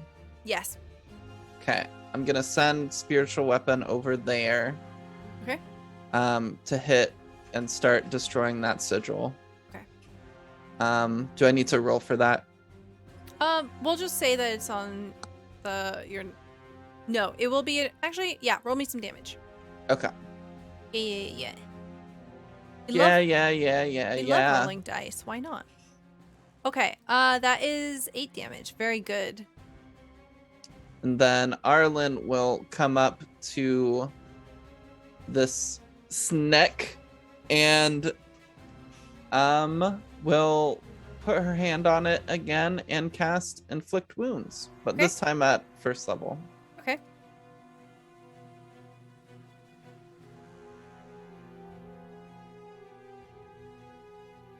Oof. An 8 will not hit. As you try to reach forward, you hear the dissonant whispers coming from the southern end of the room, and you hear a specific voice. It says, "You're meant to fail here. You're not going to get what you want. It wasn't meant to be." And it's just a jarring moment where you hear this unearthly, otherworldly voice. As you try to reach, the snake dodges out of the way. Got it. And that's my turn. Alright, KayBee, it's your turn. So I bolt back towards legs, and as I do, I kind of thumb my sheathed dagger, which is also has an infusion embedded in it, so I can use it as an arcane focus. Mhm. As a bonus action, I cast a spell. I say, "May the wise Fae protect the noble. May the wise Fae protect the nobles." As I cast Sanctuary on Paul. Okay. So what this spell does is it wards him against attack. Any creature who attempts to harm him, to target the ward creature with an attack, must make a saving throw. On a failed save, the creature must choose a new target or lose the attack. So notionally, if he's constrained, it won't damage him further. It has to make a saving throw before it can damage him. Gotcha. So that is a bonus action casting. That is cast. Let me mark that off. 5 feet of movement. I'm back up on top of my mount. Mhm. And with my lance, I'm going to use my action to make an attack. Okay. Does Lance have like a weird thing where you need a charge up distance? Nope. If you are on the ground, if you're unmounted, you need to use 2 hands. If you're Okay, mounted, yeah. That's you can use fine. 1 hand. Gotcha. For me to use it as a blade singer and get the blade singer benefits, Mhm. I have to be mounted. Okay, no sweat. Yeah, it takes 14 damage as you just like slam your giant lance into it again and poke another hole through it. That's my bonus, my move, my action. I'm done. Okay, very good. Finn, you have successfully destroyed this wall here. You see it crumble, and as it does, the runes go completely dark. Finn will be happy with that, and then he'll go and he'll turn behind. He'll hear all the commotion, and he'll see what's going on with the pole, and he'll run up to the snake and use Dwayne. Okay, very good. are you doing? Could I do this at when I use one of my blessings? Yeah, you don't have to call your blessings Oh, okay. beforehand. Because you're not drunk. Well, but I also wanted to use a blessing just to be on the safe side. I really Oh, do. yeah, you can if you want. Yeah. Okay, 24 is a hit. 7 bludgeoning damage. Very good. Heck yeah. You slam your giant rock on a string and it breaks a few of the plates off and they go flying. But it doesn't Yay. seem to slow the creature down. I kind of forgot. Do I have 2 attacks now that I'm at 5? I Yes. think so, yeah. Because you're a full ranger. Yep. Yeah, so I want to use Dwayne again. Okay, attack. 18 is a hit. You do 8 more damage. Very good. Yay. Okay. You see that the last third of this creature is just completely demolished. It has been reduced to debris and rubble quite substantially, but it's still up. We'll get you out of there, Bull. Okay. So it needs to make a saving throw to hurt. Yes, and the DC on Yeah, that is wisdom save. 18. Wisdom 18. 18. I rolled a 1. Okay, so it cannot attack Bull. Okay. Does that use up its attack? Now he can attack somebody else. You can attack somebody else. Okay. Let's see. He's got so many juicy targets. 1. 4. Okay, goes for Arlen. He will bite. 16 hit you? Yes. Okay. So you see that it tries to wrap its large body around Pole to crush him, but something seems to keep him at bay. You see the magic of KayBee's spell shimmering, and it pulses out. And instead, the massive 200-pound head just unhinges the jaw, and it tries to slam into Arlen, bites you terribly down on the shoulder.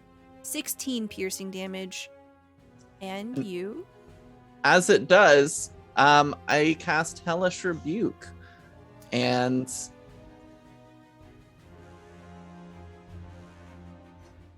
it's going to take half of 12.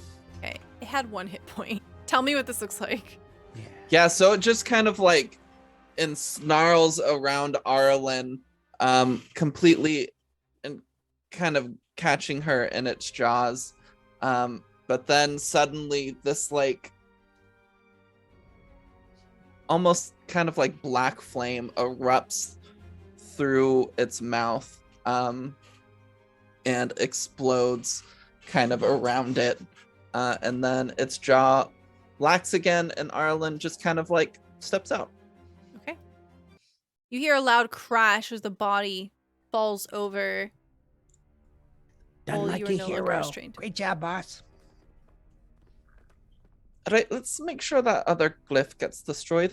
And so Arlen's still kind of sending her spiritual weapon at it, but will also walk over there to hit it with her club if need be. Okay, yeah, but definitely between you and the spiritual weapon, you are pretty confident that it does the job. All of you witness as the glyphs all around the room go dark and they no longer pulse. Ben, it's about time you showed up. I was captured again. Hey, are you drunk too? No, I didn't partake in any drinking before I was captured. Oh, you're gonna have to catch up, mate. Oh, I think you're drunk enough for the both of us. All right, can look around, see if there's any books or anything in here that'll be useful. As Arlen says that, Finn will also kind of like, as we look for the books, he'll point over at the table that he was looking at when he was chained up. There are 4 of the crystals right here. All right, we'll take those 2. And Arlen walks over and will just kind of Okay. put them in her bag. Okay. Clear out the place. Anything that's not tied down. Do Well, you put on gloves? Does Arlen? Absolutely not. Okay. Yeah, you pick them up and you put them in her bag. No problem. Okay.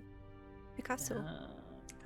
Finn, I like it, Picasso. Finn notices the no gloves, and he grits his teeth, and he goes, "She won't learn until she does something like this." In his head, he says. This What in was his that? head. No, he said this in his head. I can't hear He said it. this in He his said it out loud. It was in my head. Get out of my It's head. in my head. And then he'll look in his bag really quick. Does it look like anything was taken out of his bag? No. Okay. And then he'll kind of get up. Unless you had a purple crystal, then yes. I don't think you have one. I don't think I did at the time. No, you. I guess I was more concerned about like the voodoo doll. I think I still had one of the voodoo dolls. No, unless I gave that up. No, you still have your arcane token. Okay. Yeah. Arcane tokens. Arcane tokens. That's right. So, okay, then I guess Finn will continue and help with the looking for stuff and getting looking for the books and whatever else everyone else is kind of looking for. Okay. Yeah. So there are quite a few books down here. There's Year of Heart, a collection of love poems. Is that written by Sambalay? Ooh. No, it's by Ben Saleh. Goodberry Flint. Wait a second. Adventures of Goodberry Flint. There's Survey of the Creatures of Ruin, Call of the Wild. This generator is awesome. I What love the this. compiled Inquiry of the Exorcist. What? Okay. Nice. I want that. Oh, this is probably super boring. Astonishing Journey in the Great Forest, Manors and Mansions. Interesting. Ooh. Oh, I love this a lot. Okay, and I'm a then speed reader. Don't worry. The Monster's Crown, a songbook of lullabies and children's songs. Oh! Oh, I want that one. Nice, Oh! nice. Yoink. Oh! Yeah, there we go. We take them all. Yeah, We'll and take then the them all. last one is The Proven Tales of the Mage, second printing, and says Ooh. by Kelladek. Oh, Ooh. I'm taking that one. Yeah, we take Fine. that Burn one. it. Sure. No, I'm gonna read it. And then as we're done completing everything, he'll kind of look up and he'll kind of look around to see if there's any open doors, and kind of yell through the open doors, "Kelladek, you gonna show your face or what?" The only door is the door that your friends came from. Okay. You shout out into the hall. As far as you know, there's no response. He could be up in his room, but with all the noise we've been making, if he was up there, he's either going to be prepared for us or he left. We're going And to I be think it's more likely that he probably left. we're going to be Probably as annoying as we possibly can be. If there's trinkets, there's tools, No. there's empty vials. We're just going to clean this I place have out. a I have all a of sus- this stuff. Okay. with him having the crystals, those crystals that I found, those 4 of them that he found, he came after me. Like, if I wasn't suspicious about him before, I am now. Well, I have the crystals now, so if he wants them back, he'll have to come after me. And No, I want those to I want to go to the council with those. I don't Oh, we trust will. him with them. All right, then you can have them, but I want them to go to the council. Wait, what happened, Bane? Hmm? What happened to you? You were here already? Yes, I was here already. Advanced I party. was yeah, advanced party. I was kidnapped again. So I'm up one on you. How did Arlen know? It's spooky. I'm just that I'm very experienced adventurer. Let's go upstairs. Yeah, before Arlen knew the whole he gets time. away. Okay, so Ah. KB, as you're looking around trying to find anything interesting here, you find a pair of knucklebone dice, each with a skull symbol on the side that would normally show 6 pips. You see a small wooden statue of a smug halfling, a silver skull the size of a coin, a 1-inch cube, each painted with a different color, each side a different color, and a small packet filled with pink dust. Log. As far as beyond those, the books and the trinkets, there doesn't seem to be anything else of interest. However, Arlen, you hear soft whispers. Nobody else hears these. And you could swear it's coming from the direction of the snake. It's completely unmoving. Arlen walks up towards it and tries to discern what is being said. Okay. Do you want to touch it? Can she hear what's being said first? You want to get up real close to it? She's standing next to it. It's so quiet. It's so hard to hear. And is it coming from inside of it? Yeah, kinda. Maybe. Maybe you need to get a little closer. Darn, Arlen's natural curiosity. Yeah, she's gonna get closer. Dang, it's almost as if your DM knows you. As you get closer, you can almost feel how cold the metal is. The ambient air right around it, even without making contact, it kind of makes your skin bristle just a little bit. You can hear these soft whispers. And you hear a name. And that name is Jeff. Oh no. No, it's... Why do I have to click so many things? Don John, where are you? Everyone uses Don John.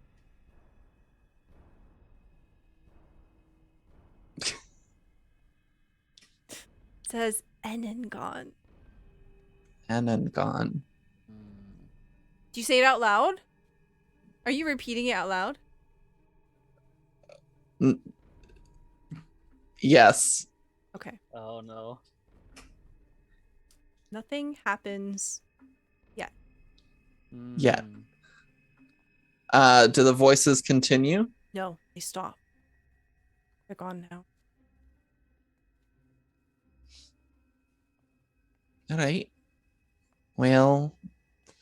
Alright, we need to get upstairs. Follow me. It's fine. Everything's fine. Very good. So, the group of you make your way upstairs, and as you do, you find that the house is still quiet. The front door is still closed behind you, or open if you left it open.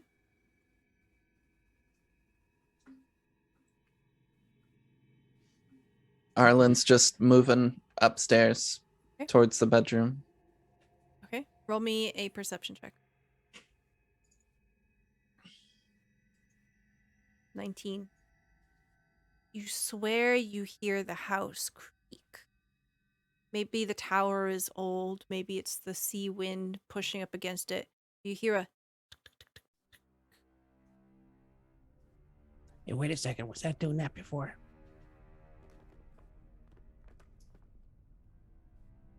I don't know. Do you hear something, Arlen?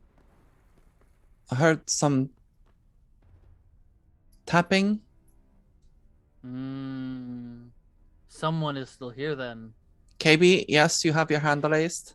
Yeah, I'm sorry to interrupt. Everybody's thinking.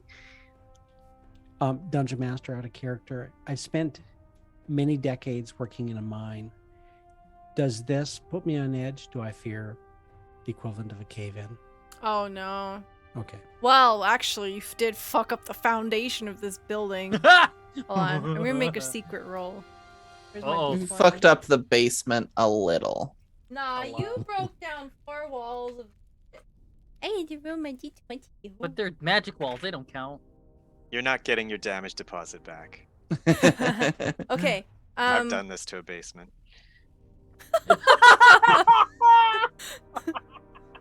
The Great. voice of experience. Yeah. KayBee, you have spent many a year in a mine. You know all about structural integrity. Yeah, y'all have put a number on this building. Maybe moderate risk. I share that. Alright. Okay, legs, go wait outside. Paul laughs his head off when he hears Why that this don't- building is gonna fall down someday. Why don't those of you who are a bit inebriated wait outside, and Finn and I will investigate this top room really quick. I've taken an oath. You are Okay. very drunk, and if something does happen, I imagine it will be hard to get you out. Yeah. Yes, ma'am. Tully, we're going back to the bar. About time. Well, just wait outside for a Just couple wait of minutes outside in for us. case something does Yeah. happen. Did you nick anything good? He's got his arms full of like candle holders, and like he's got like a wicker basket full of Soaps. soap and bath towels. Bath Hell bombs. Yeah. He's like, I found a master bath. Wait a second. You just hear like the wet flappy sounds of Tully's bare feet, which are Man. always kind of clammy. You don't want to know what he's done to this bathroom. No. He's like, don't go in there. That's okay, Paul. We'll go wait outside. We'll have to go in and save man in a little while. All right, all right. Okay. So in the bedroom, the door opens and you see an elaborate four-post bed. You see that there's a chest, there are a number of books, a desk, you see a washing basin, and you see a window, and it's open, looking out towards the sea. As I look out the window, do I see anything? As you move out towards the window, I'll carry over that 19 perception. You feel a slight shift in the air. Can't see anything, but it almost feels as if something moved very close by you. Great. I'm gonna cast See Invisibility, please. Okay. What As- does that look like? Right when I feel like something passed me, but I couldn't see it, almost just like second nature. Arlen's eyes like glow this purple light as she quickly starts looking around. Okay. Finn, did you want to say something? No, Finn will just say as she's casting that, he'll be like, if you see anybody, let me know. Well, I didn't actually speak to Kelladek. I did in fact speak to an imp while I was chained up. And as Finn says that and you cast a spell, you see Arlen, this weird-looking creature, just on the edge of the sill there. And it looks up at you with these two disc-like eyes. It does that strange thing where, like, you see glowing cat eyes in the dark, right? They're just kind of golden and extremely reflective. And you see that it has this sort of dark red skin. It has this strange scorpion tail, cloven feet, clawed hands. And you see these leathery wings that go whoosh, and it begins to fly away out the window. So I was at the window, right? Yeah. So, I want to try to grab it okay. and cast Inflict Wounds. Okay. I need you to make me an attack roll. Okay. Okay. I'm pretty sure an Wow. 18 hits. Hold on. Cool. Let me check. Pretty sure that hits. Probably. Yeah, armor class 13. That absolutely hits. And you just turn it into jelly. It has 10 hit points. You true death this thing. Ooh, Okay. Damn. Finn just sees Arlen like quickly like Mhm. move her arm and grab something in the air. Like to you it's just invisible, but Mhm. Arlen's arm is clearly like struggling against something as it's trying to move away, and then you see just this necrotic energy pulsate from her fingers through some invisible creature that you see the faint outline of really quickly, and then just like dust falls onto the windowsill. Can I roll something to see if I recognize the figure? Yeah, it's pretty obviously the imp. Okay, it is. You Okay, know, I just yeah. okay. All right, well that's taken care of. Yes. Alright. Well, we got rid of the one of the messengers anyway. Aye. Let's look around, see if we can Yeah. find anything. Yeah, I'll look around with her. Okay. Roll me either do an investigation check at advantage, one roll, or 2 separate rolls, regular. One roll with advantage. Yeah, I'll take that. Okay. So Finn, we'll count that for both of you. Both of you begin to look around, and you're kind of helping each other out. And you see that the chest is not locked, and when you open it, it's mostly clothes stuffs. You see a number of different books, and you manage to find a secret compartment in the desk itself. It seems to have a number of scrolls, and by glancing at them, you can't tell what they are, but it's pretty obviously a magic scroll of some kind. There are 2 scrolls. And you find a number of letters that are written in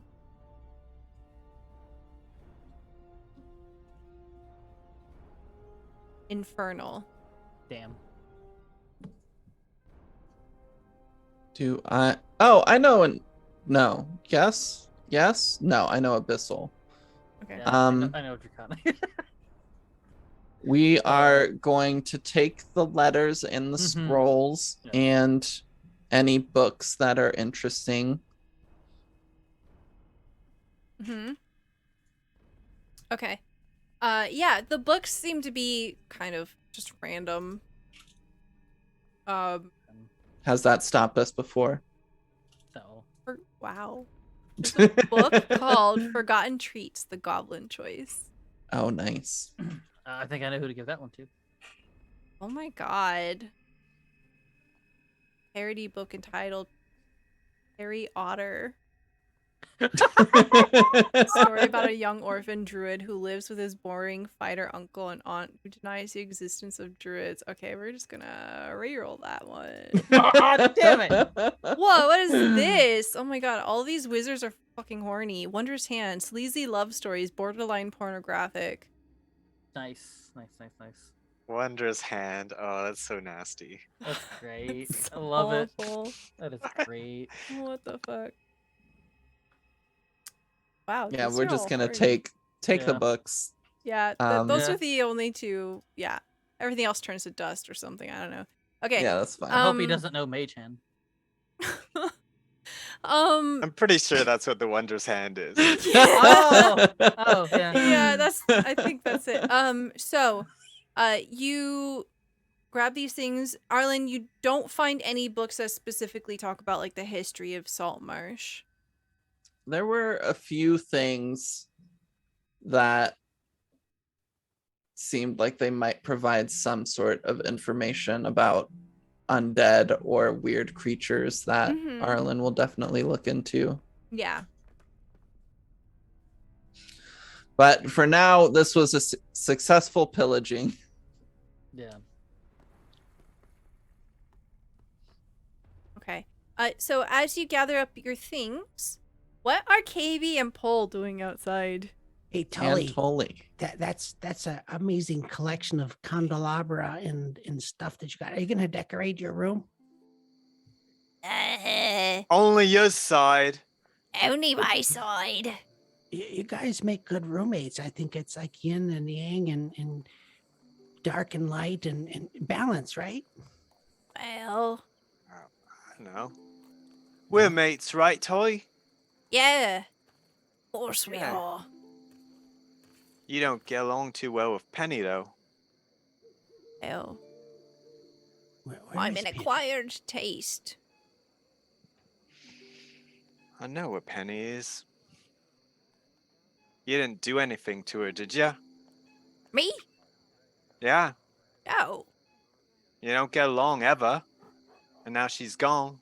I don't know. I wouldn't do anything. She's your mate. That's right. That's right. You're my mate too, though, right? He gives you the biggest, shark-toothiest grin that you've ever seen. And you see that his cheeks are blushing and his eyes are wide and wild with color. He says, of course. I'll give him a big Best hug. friends. Oh, he drops everything. There's a loud clash, and like a plate starts rolling down the hill. And he just like grabs at you and he hugs you. This seems pretty genuine. Totally. Yeah, you don't have to. I don't know roll. what Penny is. You gotta help me find her. Of course. That's kind of sad. I told the captain that I'd have your back. You did? Yeah, you're Is she my mate. She asked you to do that? Or you just volunteered? I don't remember. It's almost as if the span of a couple of weeks went by. That's how hard we were drinking. Yeah, I think we should get some more drinks. Yeah, I think so. And I'll start walking with them arm in arm towards the pub. Yeah. Tully just leaves the soap and the towels and the. I picked that up. Okay. I'm thoughtful. Hey, we can trade some of this for like beers. Okay, so Thanks, the two. Kelladek. So Yeah, these Arlen. monogrammed towels that say Keldek's towel, do not take. So as the two of you leave, Arlen and Finn, by the time you get outside, you see KayBee's just like picking up bars of soap off the ground. Everything okay, KayBee? Yeah, everything. I think so. Yeah, it's better. Okay. All right. Do we notice the hugging? They're gone. Oh, they're already gone. Okay. KayBee's alone. Where- KayBee, I found these. They might be useful for you, and I passed the scrolls to KayBee. Okay. Oh, nice. You're so thoughtful. Where did Paul and go? Back to the pub. Oh, that's great. Okay. All right. Hopefully they at least go to one of the two that we know. It's this great underground place. Oh no. Yeah? You go, over on the south side of town. Oh. We're on the south side of town. No, Maybe we're it's not. here. Oh, wait. The freaking compass on this map doesn't point up, is not north. Hold on. South. Yeah, south is by... South We're is probably by... lost Yeah. already. What is Yeah. south? Is that a flavor? I thought this was where the pub was. Oh, why is this tree here? This was supposed to be the pub. Do you want to go to the beach? Sure. Yeah. Let's go Tully, swimming. Tully's like, wait, I've got to tell you a secret, mate. Come here. Bend down. Come here. Come here. Come here. All Come here. right. Come here. He shoves your face and he says, I'll race ya! And he just starts running towards the beach. Shit! I'll fall down, and then I'll clumsily get up and start trundling after him. Love it. As the three of us are starting to leave, I think Arlen stays back and is just kind of looking at the tower for a minute. And before you two get too far, she's like, I'm kind of tired of my crew getting kidnapped and brought here. Should we finish the job and just crumble this thing? What would the council say? That They would Well- be my. They That would kind of be like my. you, don't they? Yeah. Well, I don't know. if they Another like- person was Mm, kidnapped, and now we have proof that he took these crystals. Well, I don't know if we told them the first time that we were kidnapped. We mentioned that last Did we? time. Well, we did kind of barge into his property. This one was an actual kidnapping. They said it was accusations. I would much rather go and show them all the evidence that we have and get at him that way. Because if we just decide to just destroy his property and destroy his entire castle down without kind of sharing what has happened already, he's just being investigated. A lot of people here do like him. That might actually sour a little on us. I really want to get at him, but I also want to make sure that we are not harmed in the middle of that. All right.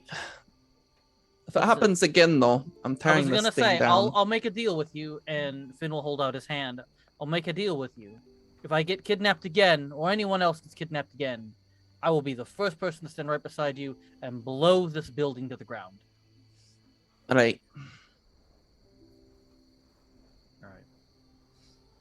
Because that's where I'm making a. Well, you can see that Finn is visibly like tired, not only from the battle, but you can obviously see that the being kidnapped, chained up, took a bit of toll on him. Mm-hmm. And he's gonna be like, what time of day is it, DM? It is dark. It is late. So I'm kind of Okay. imagining this scene like Arlen's on one side of the screen, Finn's on the other, and you're both kind of talking to each other, like looking at each other face on here. The moon is kind of hanging low in the background. Okay. He's like, in the morning, I want to go. I think it might be, and you can see him stumble a little bit. I think it might be a good idea to rest. Finn, Mm-hmm. what are you wishing for right now? Ooh. You've drawn the moon card. Finn, In this exact moment. in this exact moment, oh man. Finn wishes he knew exactly where Kellertech was.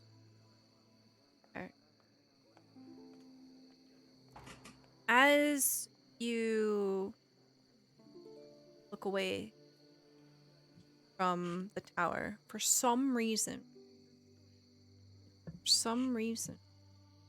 you look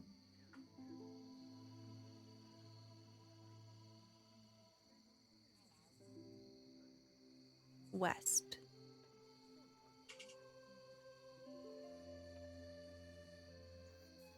And you see in the distance from Saltmarsh, there is the mouth of the river. And beyond, there's a peninsula. It's too far away to see, but feel yourself pulled in that direction. You see something,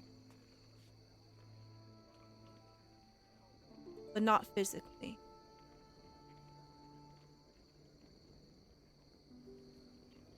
Okay, I was gonna say, yeah, which. Okay, so towards. Would I know that was towards the lizard folk lair? Yeah, in Okay. that direction. Okay. That red X on our map is the place that the pirate had generalized as where there's buried treasure, correct? Mm-hmm. Oh yeah, I forgot about that. So did I. Finn will kind of look off in the distance at the at towards where the lizard folk lair is, and he'll go.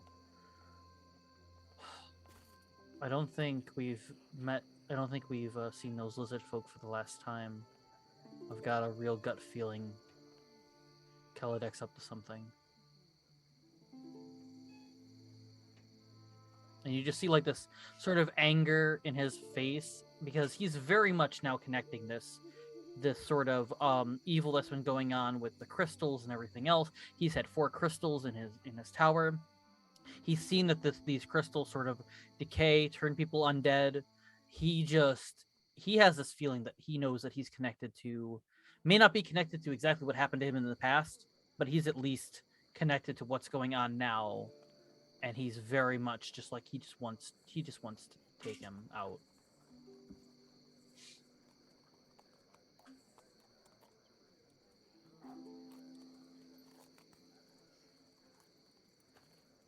Well, we will be fighting with the lizard folk, so we will be seeing them again, and I only hope that Kellertech is on the opposite side of that engagement, because then we can get some much needed revenge.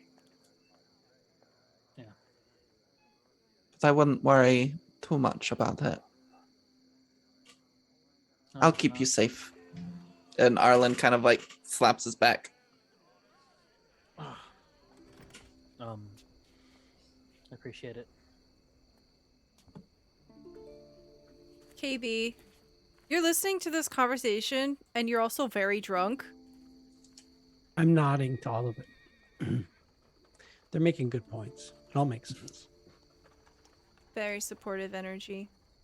All right. So as we see the night coming to a close, what does everyone want to do? Pole is out by the beach, just chilling. Probably passes out in a random place. Love it. Arlen is gonna head back to her room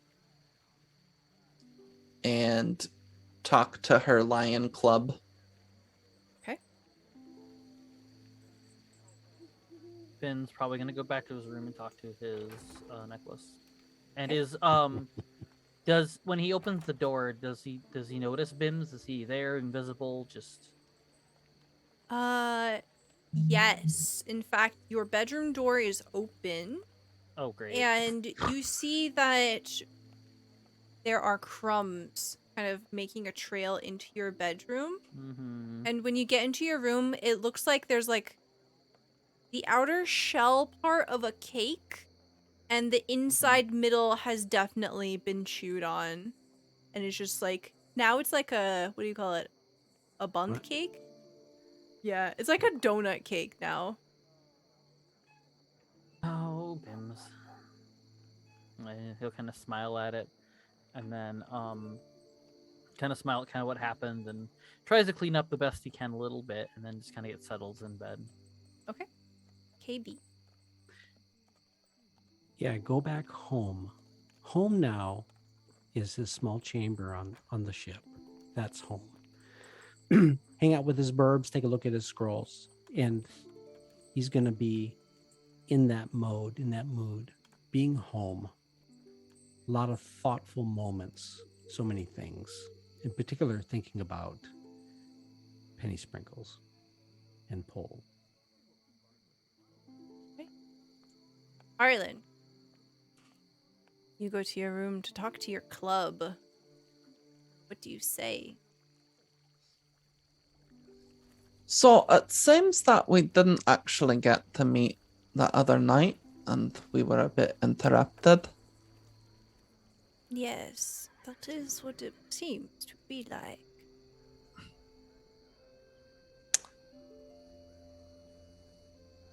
Maybe there'll be another time that we can meet, but I'm curious.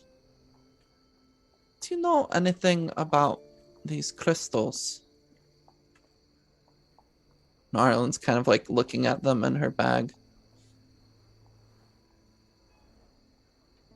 I know a great many things of many worlds, but this is ancient and this is old. And my dear Arlen, you seem to have a supernatural ability to draw the attention of everyone you should. You've drawn the flames card. Oh, there's gonna be something interesting happening with the crystals and the touching of these crystals and the undead energy. Yeah, you almost feel as if the energy of the Lion Club is pulling away from the direction of those crystals. Are you afraid of these? Right? No. Of course not. And whose attention have I apparently drawn? I think that, Arlen, is something that you shouldn't worry over. Leave that to your companions. You and I have yet to have a conversation. Right? What would you like to have a conversation about?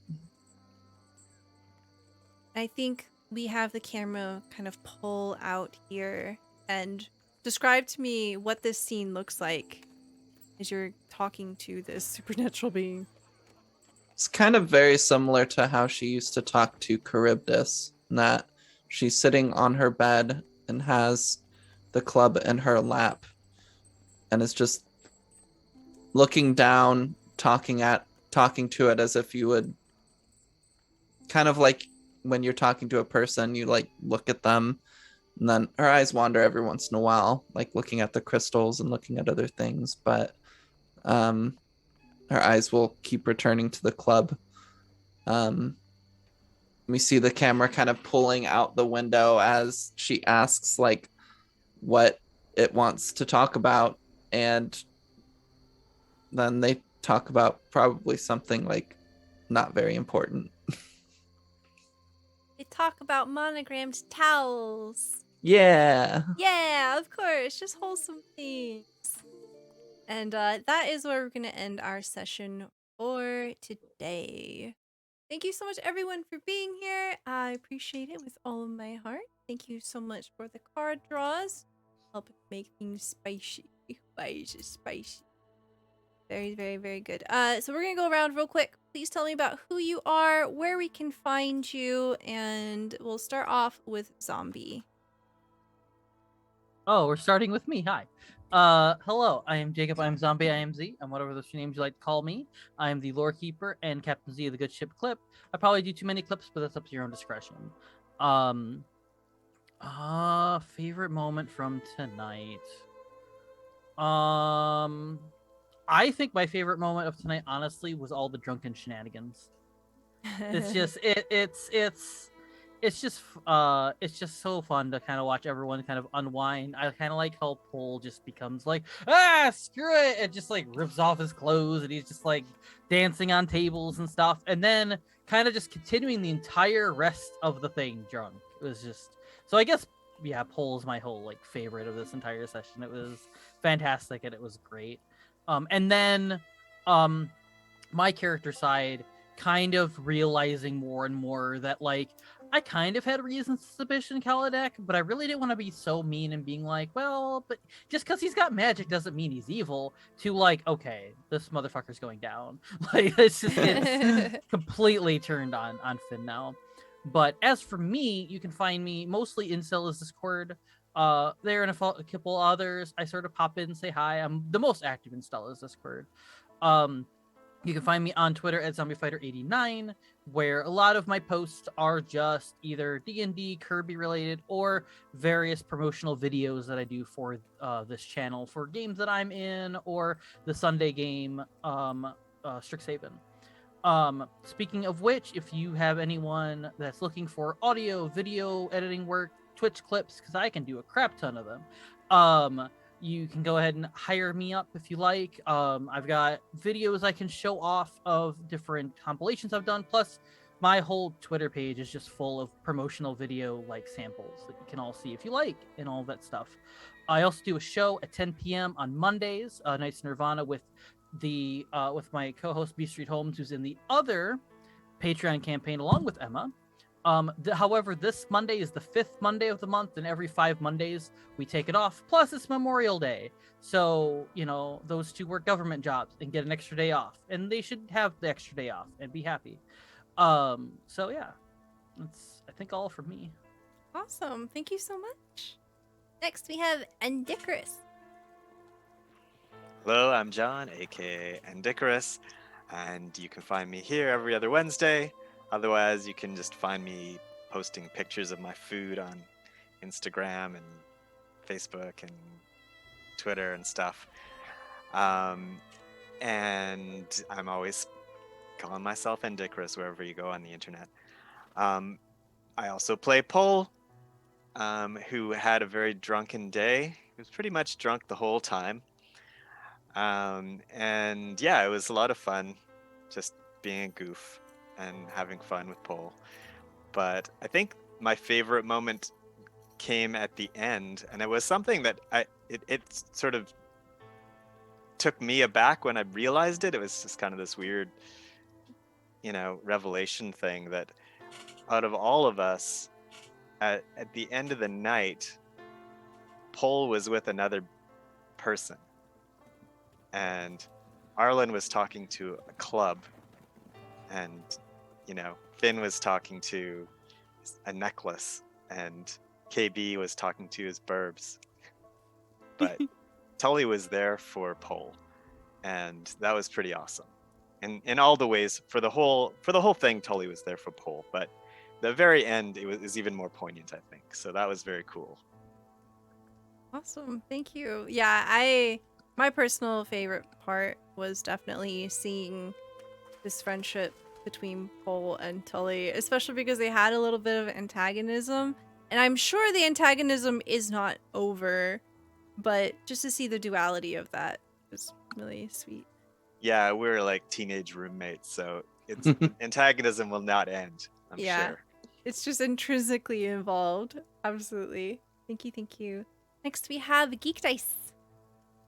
Yeah, I'm GeekDice. I'm not on the socials. This is where I hang out. Maybe I need to get back on the socials. Yeah, playing KayBee. This is a journey, and I think it's starting to evolve a bit for KayBee, maybe from the inside out. This story today for Pole and the entire mood, this entire, I guess, evolution of understanding of self and group and community. It also, that was very compelling. Seeing and hearing and participating in this with Pole, but KayBee also feels it. He looks to Arlen, and he's still convinced that she may be sometimes a little bit bold. She makes decisions, and she's right, and that's compelling. That's like, this is right. Everything we're doing is right, and the consequence is KayBee is able to come out of his shell a little bit. He has confidence he didn't have before.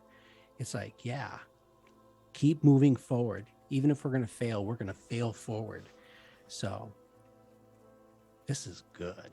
Oh man. Yeah, I'm so sorry. Go ahead. Yeah, my favorite part of tonight, I think, was seeing all of this very emotional, I guess, short journey for Pole. It was compelling. Another really cool thing that happened. Arlen wanted to fucking level the tower and Finn said no. And we ended up not doing it. That was really cool. Speaking of, Emma, please tell me all about you. Hi, I'm Emma, also known as Emma Panada. You can find me on Twitch and Twitter at Emma Panada. On Twitch, I run we have a couple different D&D campaigns, and on Twitter, I largely just shitpost and troll my friends. I'm also writing a TTRPG called All the Witches. Some exciting news about that coming around. I did a talk show thing on Molly's channel last weekend, and wrote an article and got that published yesterday, the day before. And yeah, if you want to go look at that stuff, as well as all the art that's getting done, and keep tabs on where that's going, go follow it on Twitter at allthewitches_. My favorite part, drunken KayBee and Pole and Tully is just so much fun, and I had a lot of fun. And at first, when I went into the tavern, I was like, I feel like as the captain, you're supposed to like yell at them, be like, what the hell are you doing? But then I was like, Arlen wouldn't give a shit. She'd be like, hell yeah, party it up. And so getting to just encourage that, and then all the chaos that happened because of the drunkenness and everything was so much fun. And I loved getting to see that side of Pole. I also love getting to roleplay Arlen as making very confident, dumb decisions.